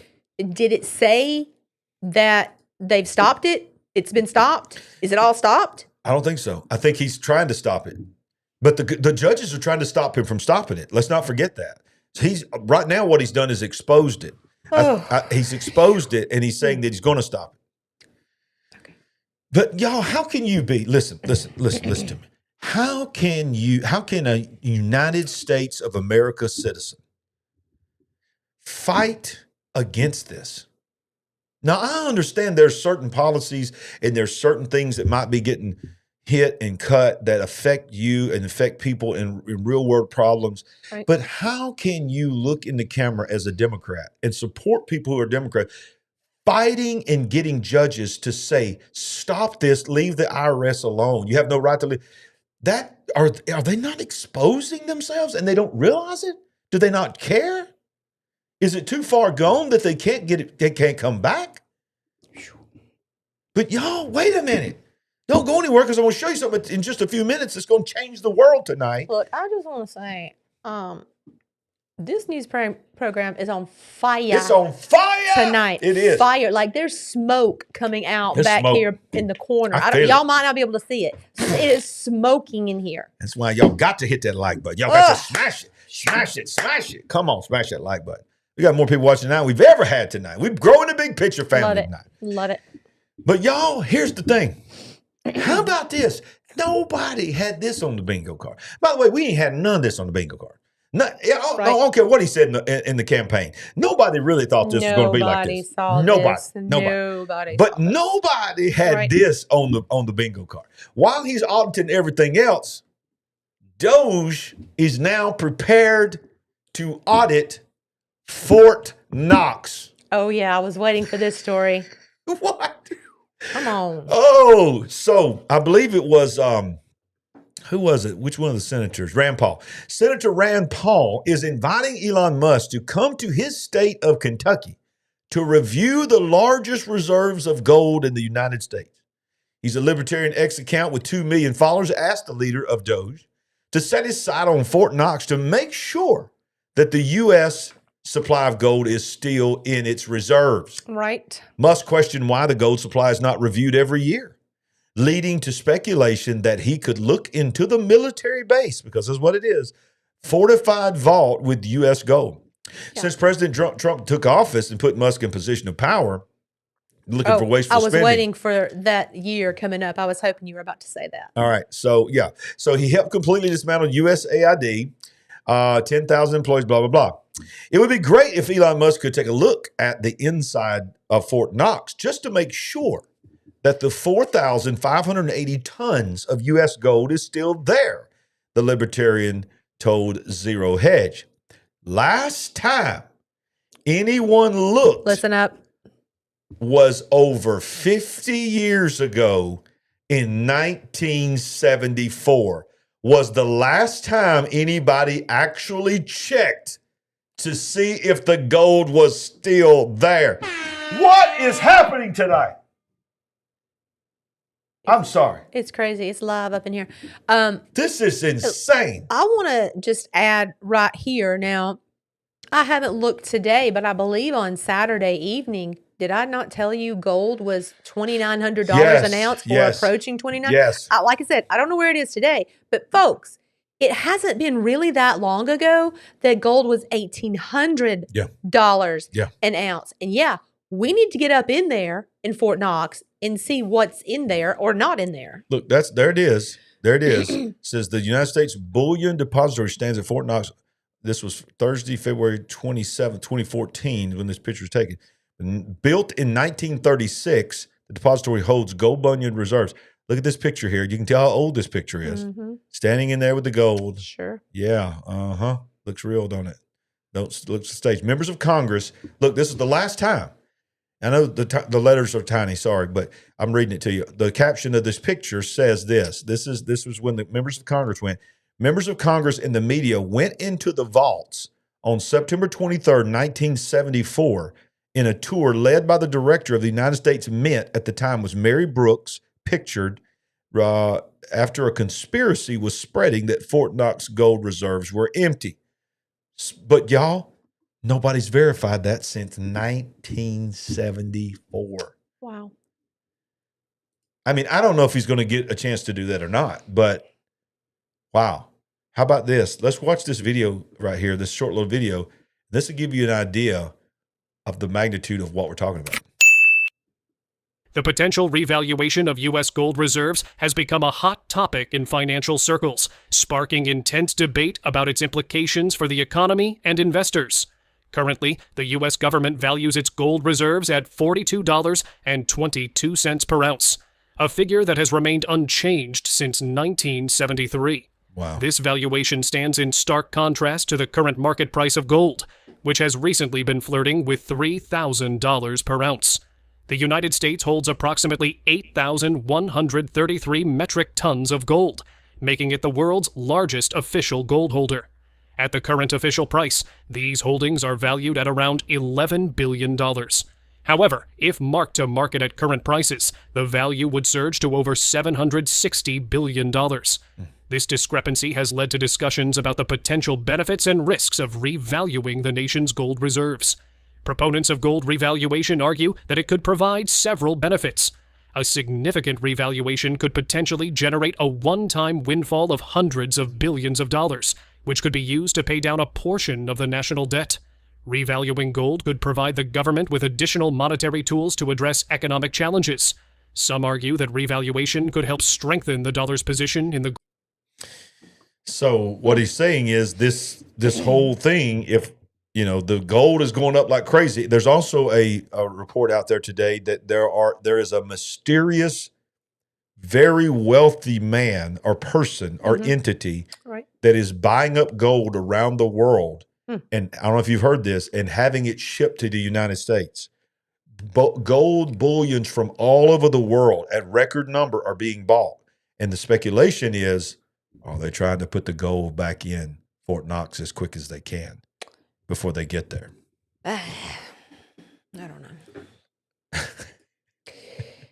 It's crazy. It's crazy. I wonder how much red tape or whatever is going to have to happen for someone to be able to go to Fort Knox and get in with cameras and do that. Right. Obviously, certain parties don't want that to happen. Yeah. Well, and then let's not forget about Richard Nixon. At one point that was supposed to be what our money was backed by. The gold standard. And they took the gold standard off. And so the speculation is, allegedly, is that when the gold standard was no longer there was no reason for us to really, so we began the facade of protecting a building that's actually empty and that the gold is not there. If you have the money and can get access, silver's really a smart move for you because it's just difficult for most people. $28.97 per troy ounce. Thank you, George Viggers. Silver is really more industrial and used in electronics, used in all these electronic applications. Yeah. Can you imagine when the pendulum swings and it's probably 90-1 on the price of gold to silver? Wow. And if you're buying up silver when that great chasm starts shrinking between those two prices, you're going to be looking pretty smart. Yeah. That's if you can get your hands on some silver. Sandy makes a good point. She says most countries are bringing the gold back home. They must be expecting something to happen soon. I've heard I've heard that too. And we got about 5 or 6 more big news articles, and then we're going to show you something that's going to change the world tonight. But this one right here could probably change your world as well if you just go to LarryRagland.com. I mean, it'd probably change your life because while you're there, you could watch all the archives. You can connect with us on social media. You could get our course called The DNA of Greatness, and then you could pick up the book called I See Greatness in You, which is named after the 5 words that my wife said to me when she was 18 years old and I was 20, and changed our lives forever. And the book is touching lives all around the world. So we wanted to show you that. Just go to LarryRagland.com and it's there. There's no pressure to do that. Just want to let you know about it. And if it blesses you, let us know if it blessed you, if you enjoyed it. One of the things that DOGE found out too that was very interesting is they're not just finding money, they're finding really, really disgusting programs that people were paying billions and billions of dollars of. The Department of Defense, it was revealed, has been paying billions of dollars to the media for something that they openly called, and who made this decision in the office to actually call it this? It was actually called this in the computer, the social engineering program developing bots capable of psychological warfare. The DOD had allocated millions of dollars, according to DOGE, to create phony social media profiles that the government could then turn against Americans. The DOD funded a large-scale social deception program, is what they called it, according to public spending disclosures. The Federalist, the website we're looking at, has uncovered documents showing how the federal government used social engineering programs to develop networks of fraudulent social media accounts capable of violating Americans' right to free speech and privacy online, and potentially psychological warfare. Awarded more than $9.1 million to Reuters, the news agency, for, quote, active social engineering defense, large-scale social deception. Starting in 2018, according to government funding disclosures, of the total amount promised, the federal government reportedly paid and outlaid more than $268,000 for the project. This is a subsidiary of Reuters, which owns the leftist media outlet Reuters itself. According to the company's website, it offers scalable solutions to governments and global institutions. A DARPA funding document. I was about to ask the question, where does a DARPA fall in all of this line of thinking and reporting? The Defense Agency Research Projects Administration or something like that? Sounds good to me. Yeah. DARPA was a funding, DARPA document shows that the Air Force's 711th Human Performance Wing, Human Effectiveness Division, enabled this project in 2018, initially promising just $1 million before increasing the obligated amount to more than $9.1 million. The division, according to its website, is composed of a diverse group of scientists and engineers studying developing technology specific to human element of warfighting. But wow. You're doing great. That's a lot of reading. You do a lot of reading every Monday night. Well, thank you. Thank you. Really social engineering defense. That our government, DARPA, paid Reuters news agency to create social media accounts to pretend to be things that they're not, to combat free speech and to intimidate real people. To weaponize the internet and social media against you, in case you didn't understand. Right. Wow. There's other things going on besides DOGE. And we don't forget, in just a moment, I'm going to show you something that tonight, in just a few hours, just less than a couple of hours, is going to change the world. And I'm telling you, it's going to change the world. And I'm not saying it's going to change the world in a good way, but it's going to change the world. Speaking of, let's talk about the war in Russia and Ukraine. Top Russian and American officials will hold talks on ending the Ukraine war, but here's the key, without Kiev or without Zelensky, which is very, very interesting. What is actually interesting is where all this is going down. Yes, it is. Yeah. So it's going down in Riyadh, Saudi Arabia. Senior American and Russian officials, including countries' top diplomats, will hold talks on improving the ties and negotiating the end to the war in Ukraine, officials said on Monday. What will be the most significant meeting between the two since Moscow's full-scale invasion of its neighbor nearly 3 years ago. The talks scheduled for Tuesday in Saudi Arabia mark another pivotal step for the Trump administration to reverse U.S. policy on isolating Russia and are meant to pave the way for a meeting between U.S. President Donald Trump and Russian President Vladimir Putin. Of course, Zelensky's freaking out. I guess rightfully so. He's just like, okay, y'all are all meeting about my country and didn't invite me. Yeah. But that tells... A little sus. That little sus. But it also projects where I think where it's going. If you're Volodymyr Zelensky, probably you should have anticipated something radical happening to you as this new administration came in. Now, this one, maybe not particular. It surprised me a little. But hey, I think he deserves it. Well, there's a lot of money laundering. A lot of this stuff that's happening at USAID and all this is being exposed to being laundering through the Ukrainian war. And you remember it was him that just last week said, hey, $100 billion I never saw. Exactly. That y'all said y'all sent me. I never even seen it. I don't know where it's at. I just, at this moment, felt released to start talking about it. Yeah, but I thought you should know. You thought you should know, Mr. Trump. Poor, pitiful me. But look at the United Kingdom. Look at here. They come out today. Their socialist leader that they elected as their prime minister is ready to send British troops to Ukraine to enforce the peace deal. So, I mean, how about this? I mean, He's like, okay, we're going to put lives on the line. Even though this thing is winding down, we cannot let this war end. No, we got to amp it up. We got to amp it up. Got to amp it up. So Keir Starmer is ready to send British troops to Ukraine to enforce a peace deal with Russia. He acknowledged that this could put British troops in danger. If there is an attack on peacekeeping forces, they will know who is behind it.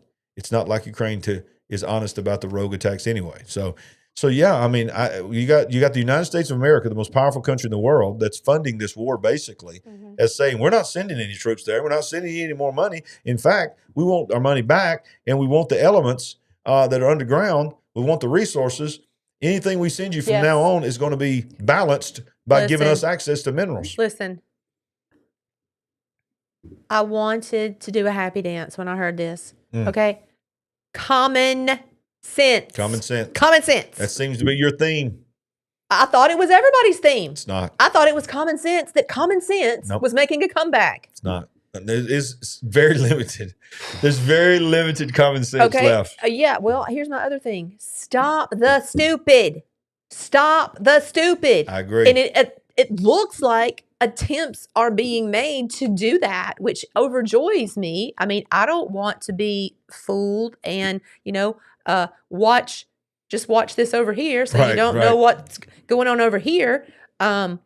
It's hard to know those things sometimes until it's too late, but it seems like common sense. Seems like it. Well, speaking of common sense, I mean, I think our vice president, I really, really like JD Vance. He's bold. I mean, he went over to Europe and stood in front of Europe, y'all, and blistered their hind end to their face. Listen. I mean, to their face, y'all. You are pretty bold. I'm not going to say that, but you're pretty bold to be the visitor and stand up there and just tell, bold-faced, tell you like it is. But I am loving it. Yeah, let's listen. Loving it. Let's listen to JD Vance. He's got a room full of warmongers, room full of European elite, quite frankly, sissified, all this kind of stuff. But I better stop talking. But here we go. The threat that I worry the most about vis-a-vis Europe is not Russia, it's not China, it's not any other external actor. And what I worry about is the threat from within, the retreat of Europe from some of its most fundamental values shared with the United States of America. Crisis this continent faces right now, the crisis I believe we all face together, is one of our own making. Now, the good news is that I happen to think your democracies are substantially less brittle than many people apparently fear. And I really do believe that allowing our citizens to speak their mind will make them stronger still. Which, of course, brings us back to Munich, where the organizers of this very conference have banned lawmakers representing populist parties on both the left and the right from participating in these conversations.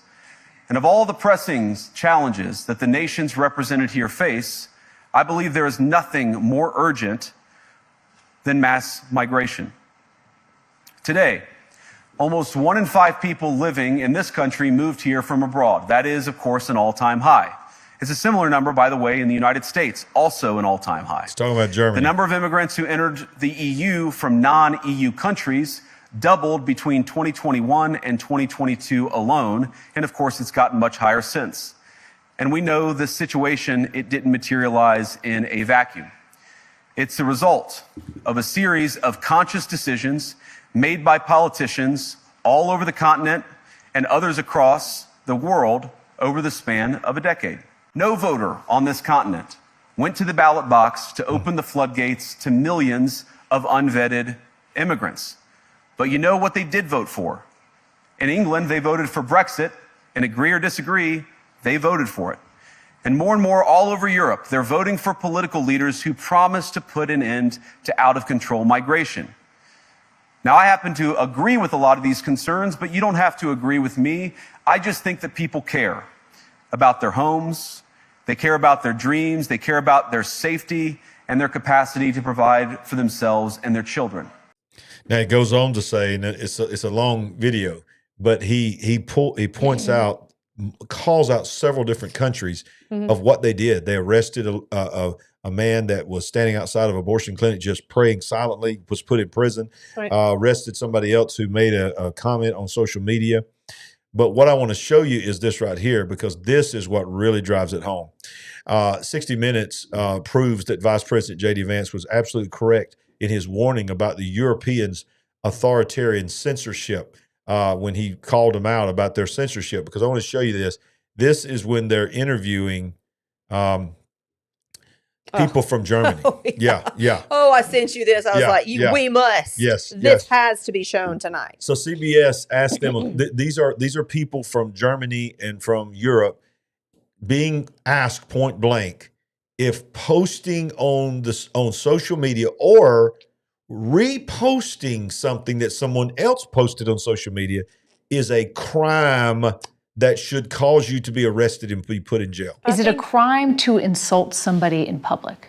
Yes. Yes, it is. And it's course. a crime to Of insult course. them online as well? Yes. The fine could be even higher Yeah. if you insult someone in the internet. Why? Because in internet, it stays there. If we are talking here face to face, you insult me, I insult you, okay, finish. But if you're in the internet, if I insult you or a politician, That sticks around forever. yeah. The prosecutors explain German law also prohibits the spread of malicious gossip, violent threats, and fake quotes.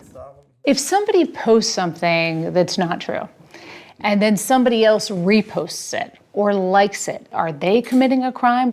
Yeah, in the case of reposting, it is a crime as well, because the reader can't distinguish whether you just invented this or just reposted it. That's the same for us. The punishment for breaking hate speech laws can include jail time for repeat offenders. Wow. Gold.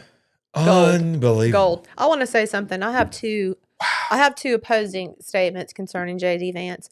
First of all, roll back up to Nate's comment in chat. Okay. I want to say that as this candidacy, This one? keep going, was taking shape, the thought that we could have a strong president followed by a possible two-term Vance presidency was very interesting and exciting to me, because even though there was little known about him then, you were starting to see some of the speeches and get to know him a little better. And it looked like this had immense potential.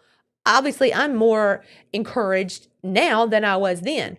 But also, I would like to, and I've actually been meaning to do this, to look into his past. Does he have a big pharma connection? Is he connected to big pharma? As Nate says, J.D. Vance is a gene editing He's guy connected to ran by Peter Thiel. what do they call that in California where all the tech guys are? God, I can't think of it. Let's talk about the place. Yeah, the it's city, the region when everybody's in technology. I can't. You know what I'm talking about? Yes, I know what you're talking about. They call him that he's from that. Of course. that area. Yeah. So look, I'm not giving him a pass. I'm saying I'm liking a lot of what I'm seeing and hearing. But let's do a deep dive. Let's dig down. Yeah. Okay. Yeah. He went to what, Harvard? Yes. On scholarship. He we don't know who he's been in contact with, what he's been involved in. I hope it's all good. Yeah. But yeah, we need to look into it. Yeah. Yeah. I want to say Silicon Valley. Thank you. Silicon Valley. I can always just wait a second in the live chat that he's tied to Silicon Valley, and of course Peter Thiel, who is the founder of PayPal. He is what is his mentor, and Peter Thiel has a lot of issues that I don't agree with. That's all I'm going to say. Right. So he is connected with that. But I will say this: I'm trying to be gullible, but sometimes you have a past, and sometimes you move in another direction. So we won't really know about J.D. Vance until we see. Right now, I like what I see. I am encouraged by what I see, and it looks like strength. And it looks like, okay, we're not a month into this administration, and you're going to go and stand toe-to-toe with the Europeans. I'm liking that. I'm liking it. I got one more thing to tell you, and then Uncle Jimmy's on his way. And if you're new to our channel, Uncle Jimmy is what we call our Supernatural AI update, which will be coming in just a moment. But this is a pretty important thing here for the world here. Major update on Pope Francis' medical condition after falling ill last week. Many people believing that the Pope doesn't have long. Pope Francis has been hospitalized to undergo some necessary diagnostic tests. He's battling a complex and clinical medical condition that will require further hospitalization treatment, the Vatican says. The Pope has admitted to Rome's hospital from a polymicrobial respiratory tract infection, and he's 88 years old, and he's going to require extensive drug therapy and appropriate hospital stay. He's 80. How much? It says 88 years old. So right now he's not able to do most anything. He is in a wheelchair almost all the time. Even when he went through the portal, the door on Christmas Eve, he went through it in a wheelchair. So in the middle of all of this, and we're not Catholic by no means. We're definitely not Catholic. But in the middle of all this, can you imagine in the middle of Donald Trump's presidency and all the stuff that's happening, that the Vatican has to get another pope, and it's looking like that. It's looking like it's going to happen during this administration. So it's just one more thing. And there's all kinds of prophecies about the last pope, and about this pope, and about what comes after that. As far as the Antichrist and all this. So y'all, we're in crazy times. And when I show you what I'm going to show you at the end of this program, you gonna know. You're gonna think even more about the Pope dying. You're gonna think even more about the Antichrist, because y'all, it is coming. Oh, I can hardly wait. It is coming. It is coming. In fact, here's what's coming. Jimmy! Uncle Jimmy! There he is, Uncle Jimmy, Uncle Jimmy, Uncle Jimmy! It is the Supernatural AI Update. And there he is. There he is. The cousin has returned from Area 51. Yes. Y'all, if y'all did not watch our Area 51 adventure, I believe that it is linked down below. And you need to watch it, because he had a very active time. He got to go see some of his kinfolk. He ran all over the place. Yes, he did. Couldn't even hardly keep up with him. Now, one of the things about old Uncle Jimmy and cousin Cosmo and all them that are probably very familiar with are asteroids. And we always hear about asteroids, but watch this. This came out today, and y'all, this was alarming. Not thrilling, chilling threat at a 37-mile wide chilling new telescope picture of a 30,000 mile per hour city killer asteroid. And here's the thing that was alarming to me: has a 1 in 48 chance. Y'all, that's nothing. That's 48 people in the room, and one of them is the one. Think about it. 1 in 48 chance of smashing into the earth. It's usually like 1 in 150 million. This is 1 in 48. It says this is our final chance to study the asteroid until it loops back around for 4 years. And it says this telescope has photos of a city killer asteroid hurling towards the earth at 30,000 miles per hour. The chance of the space rock smashing in the earth when it loops around in 7 years' time is estimated 1 in 48, or just over 2%. So that's not small, though. And this is the picture of it. It's weird looking. It's a weird looking asteroid. And it's called Asteroid 2024 YR4. It was faint, but it made out the bright light smudge in the telescope photo. These were taken by the Gemini South Telescope in Chile. So it goes on to say that a 26-foot device in the Andes, which is what the telescope is. But the bottom line is this: they're saying it's a one in 48 chance. Y'all, 1 in 48 chance is a little cray-cray. That's a little cray-cray. You better get your heart right with God, okay? Yeah. So that's coming from outer space there. Which, by the way, the Bible talks about asteroids, so maybe it's right on time. But talking about, we're talking about gene editing and all this. Let's not forget that the big AI thing that was announced by Donald Trump within days of his presidency. I've not forgotten. Yeah. I think Billy said start Project Stargate. Stargate, yeah. A minute ago. But watch this. When I tell you what I'm about to tell you, Stargate is shaking a little bit. Now we're going to see why Stargate came out so fast like they did. But one of the ones that's one of the founders of Stargate is none other than Larry Ellison. And Larry Ellison, y'all, is freaky, okay? Larry Ellison is not of God. Let me just say right now. He could be saved, but right now, I don't know if he's possibly not in control of his mouth when he gets around the president. Exactly. The rise of digital authoritarianism. Larry Ellison, the founder and owner of Oracle, one of the 5 richest men of the world, wants everyone's data and DNA to be plugged into an AI data center to guide our behaviors. Now, we've covered this in times past because he said this. He talked about the cancer, itemized, individualized cancer mRNA vaccine that could be made for your specific cancer, standing right next to the President of the United States. Yes, it is. But this article goes on to say that he envisions a future where every aspect of human life is monitored, analyzed, and controlled by AI, down to your own DNA. He goes on to say that he wants to have constant monitoring of citizens from schools to bathrooms, with AI ensuring best behavior through omnipresent surveillance. Okay, I'm sorry. The authoritarian plans will lead to a dangerous consolidation of power, with AI acting as an immortal dictator, others have said. The U.S. government and global leaders are already investing billions in AI infrastructure, raising concerns. I'm sorry, Billy said it's a no for me. I was thinking that exact It's a no for me. same thing. Hey, Larry, it's a no. Yeah. Larry. Okay, Larry, thank you for sharing, but no. And why would anybody say yes? Yeah, exactly. Larry, listen to Larry. Oh, Larry. Larry, I know you got money. Larry, I know you're full of yourself, but Larry, it's a no for us. Yeah. It's a no. All right, so this hard pass.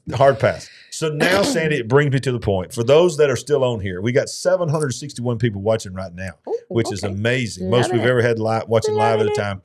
And I want to say to you guys, something we've never done before on a Monday night, we're going to do tonight.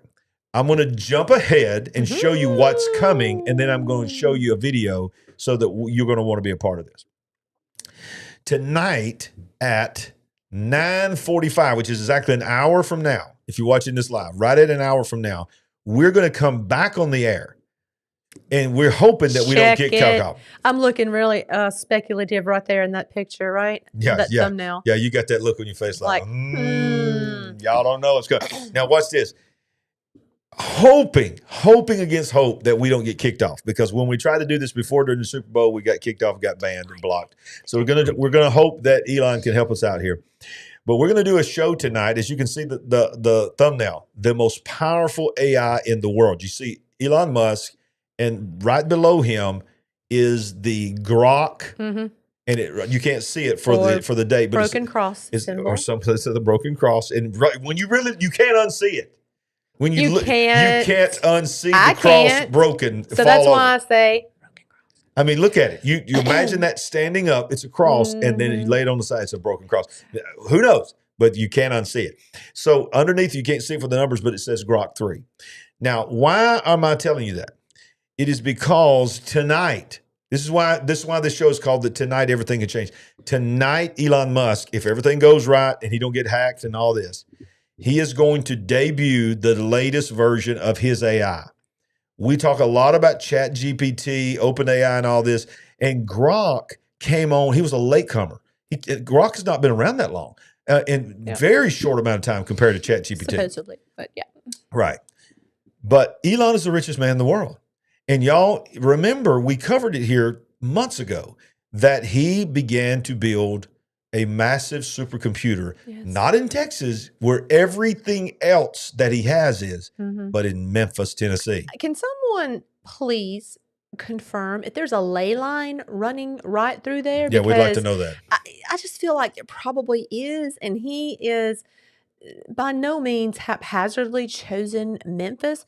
Some of you can say, well, they've just got brand new super highway through there, and they're by the river, whatever. Okay.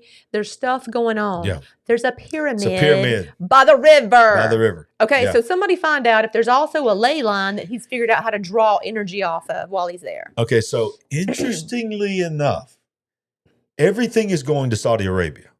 That's why you don't want to miss when I get Stan Day on here, because y'all know what Stan Day believes about MBS and all that. But I ain't got the date set, but sometime this week, hopefully Thursday night, not Thursday night, it'll be next week. Mhm. We're going to get Stan on here, and we're going to ask Stan about. But right now, they're meeting in Saudi Arabia discussing the Ukrainian war. That Jared Kushner is in Saudi Arabia discussing. Have the you next confirmed step. that? Yes, discussing the next level of the Abrahamic covenant, or whatever you want to call it, treaty. But look at this. Of all places, this week, for Elon Musk to be on a giant screen revealing what's going to happen tonight, look who he's talking to. He's talking to people in Saudi Arabia. Is that MBS or just somebody? No, it's just somebody. But let's listen to what he says, that this is going to be revealed tonight. He's going to reveal this tonight. We're really in the final stages of polishing GROK 3. Probably it gets released in about a week or two. That was actually Dubai. I was wrong. So pretty soon, after Money Next Level. So we think it'll be better than anything else. And then maybe this might be the last time that any AI is better than GROK. OpenAI has gotten this far while having at least a sort of dual profit, non-profit role. What they're trying to do now is completely delete the non-profit. And that seems really going too far. Intelligence. But human intelligence, I think, will be dwarfed by machine intelligence. I'm not sure how to feel about that, except that it appears to be inevitable. That at some point, human intelligence will be a very small fraction of total intelligence.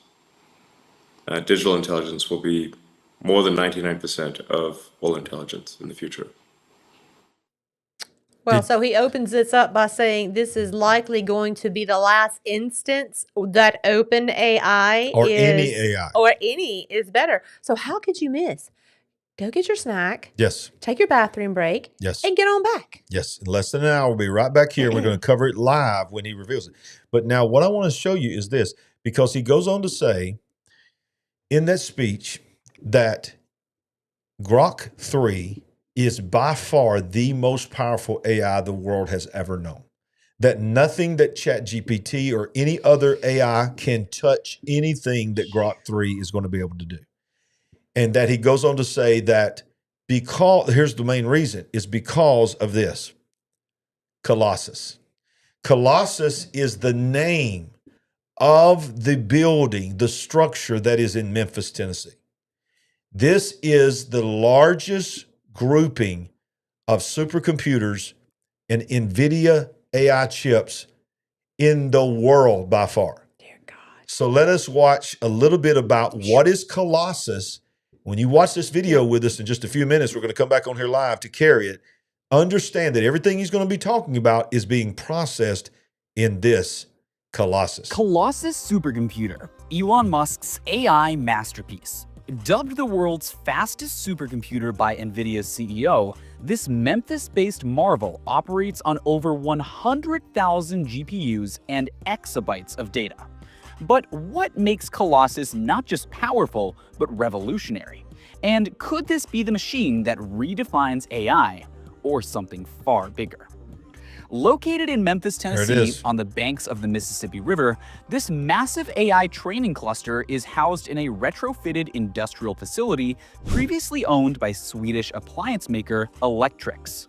But why Memphis? Why not Austin or Silicon Valley? The choice wasn't random. It was strategic and all about speed. Musk prioritized finding a pre-existing structure to slash construction time. Plus, it was chosen for its proximity to key logistics hubs. This allowed XAI to go from acquisition to completion in just 122 days. Amazing. With the location locked in for its logistical speed, XAI turned its focus to what matters most, the hardware inside this beast. Getting to some staggering inside stats. Over 100,000 NVIDIA HGX H100 GPUs are the cutting-edge chips for AI training. Then there is exabyte-level storage capacity. That's 1 billion gigabytes of data accessible in real time. Moreover, Tesla Megapack batteries are there providing seamless, stable energy delivery. This makes Colossus twice as powerful as most traditional supercomputers. Wow. Its architecture splits the data center into 3 layers. The top layer is power systems, the middle layer is the GPU cluster, and the bottom layer is the cooling infrastructure.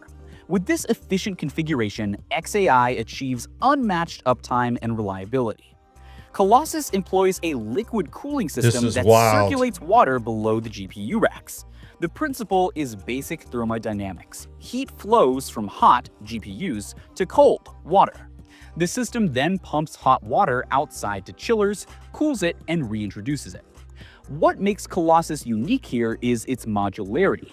Each GPU cabinet has independent cooling units, meaning technicians can service parts without shutting down the entire system.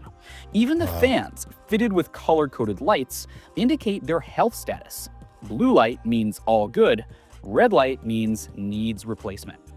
But why is this modularity significant? Well, it's simple. It basically minimizes downtime, a critical factor when training AI models 24/7. At the heart of Colossus are NVIDIA's HG.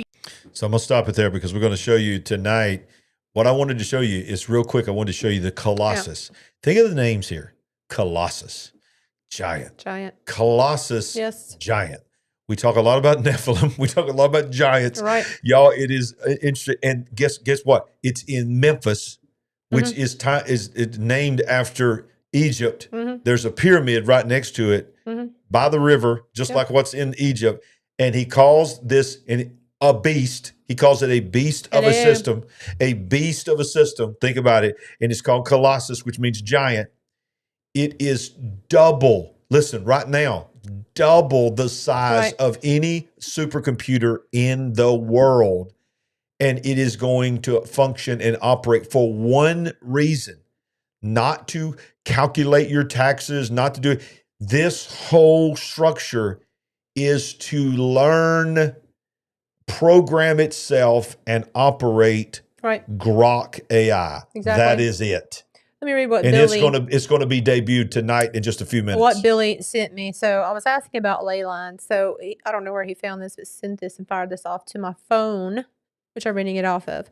While Memphis, Tennessee is not widely cited in mainstream ley line theory, some researchers and spiritual practitioners speculate that it may have energetic connections due to its location near the Mississippi River and its historical significance. Some also draw parallels between Memphis, Tennessee, and the ancient city of Memphis in Egypt that you just mentioned, believing there could be esoteric, this is hidden knowledge, or symbolic connections.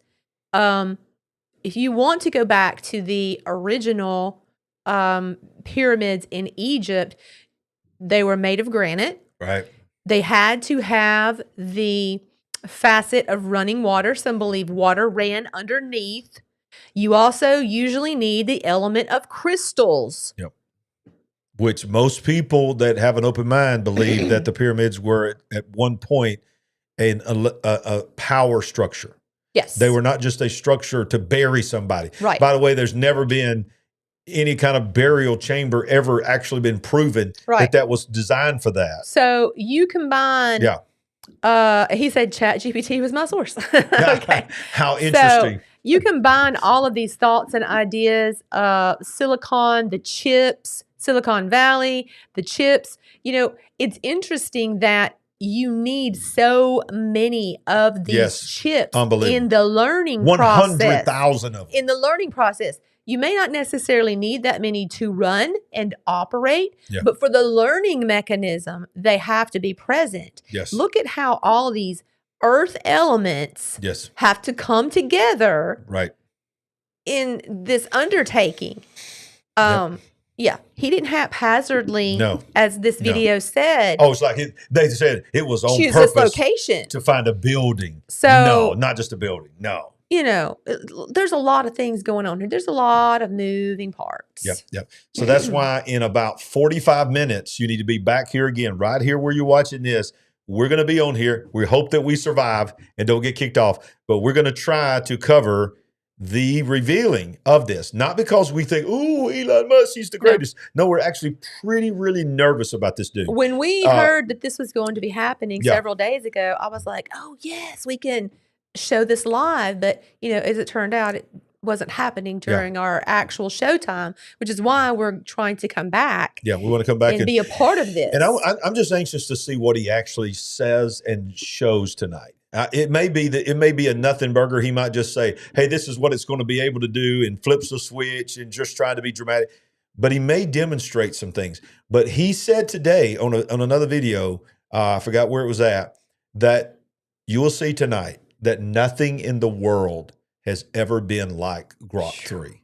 I'm a little nervous. I'm a little nervous too. I'm a little nervous. I'll be honest with you. I'm a little nervous too. This is starts at 9:45. It's Central. like we're about to cross over something. Yeah, it does. It really does. I mean, like we're about to open a doorway into yes, something that, it hey, does. this is not been done before. And listen, whatever happens tonight, know this. There's no turning back. This is the future of humanity. AI is the future, but watch this. This is not my ultimate future. This is not your ultimate future if you know God.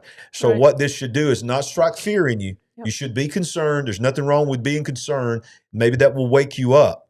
But you need to put your faith in God, because the Bible says, "Fear not, look up, for your redemption draweth nigh." So we are blessed to be a part of this. So yeah, it concerns me, maybe puts a little knot in my stomach, but it also sort of excites me that they're saying things like this system is a beast.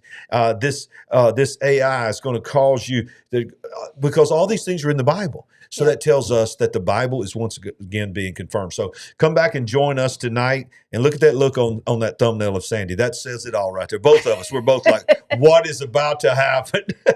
Yeah. So if you hadn't smashed that like button, go ahead and smash it now. Smash it, smash it, smash it.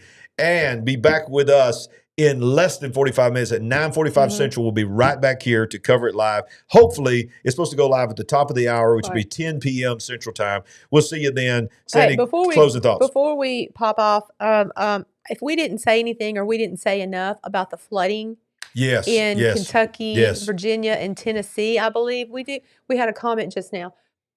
We are in prayer. This is devastating. This is horrible. Yes, I don't even know what the death toll is right now, but come on. I'm very upset about this. I'm very concerned. I feel like I need to pray right now. Let's do it right now. Because we got several people from that area. Father, in the name of Jesus, Lord, we just thank you, Lord, right now. We just pray for each and every person that's hit by this flooding. Not only the flooding that's happening from the rains in Tennessee and all these areas, but even the mudslides that nobody's talking about is happening in Los Angeles. They just had to deal with all these fires, and now they're having to deal with mudslides and flooding, all kinds of things. Everybody that's battling anything related to the elements or any kind of struggle in their life, we come in agreement right now. We pray for faith. We pray for hope. We pray for peace that passes all understanding. In Jesus' name. Everybody said amen. Amen. I said everybody said amen.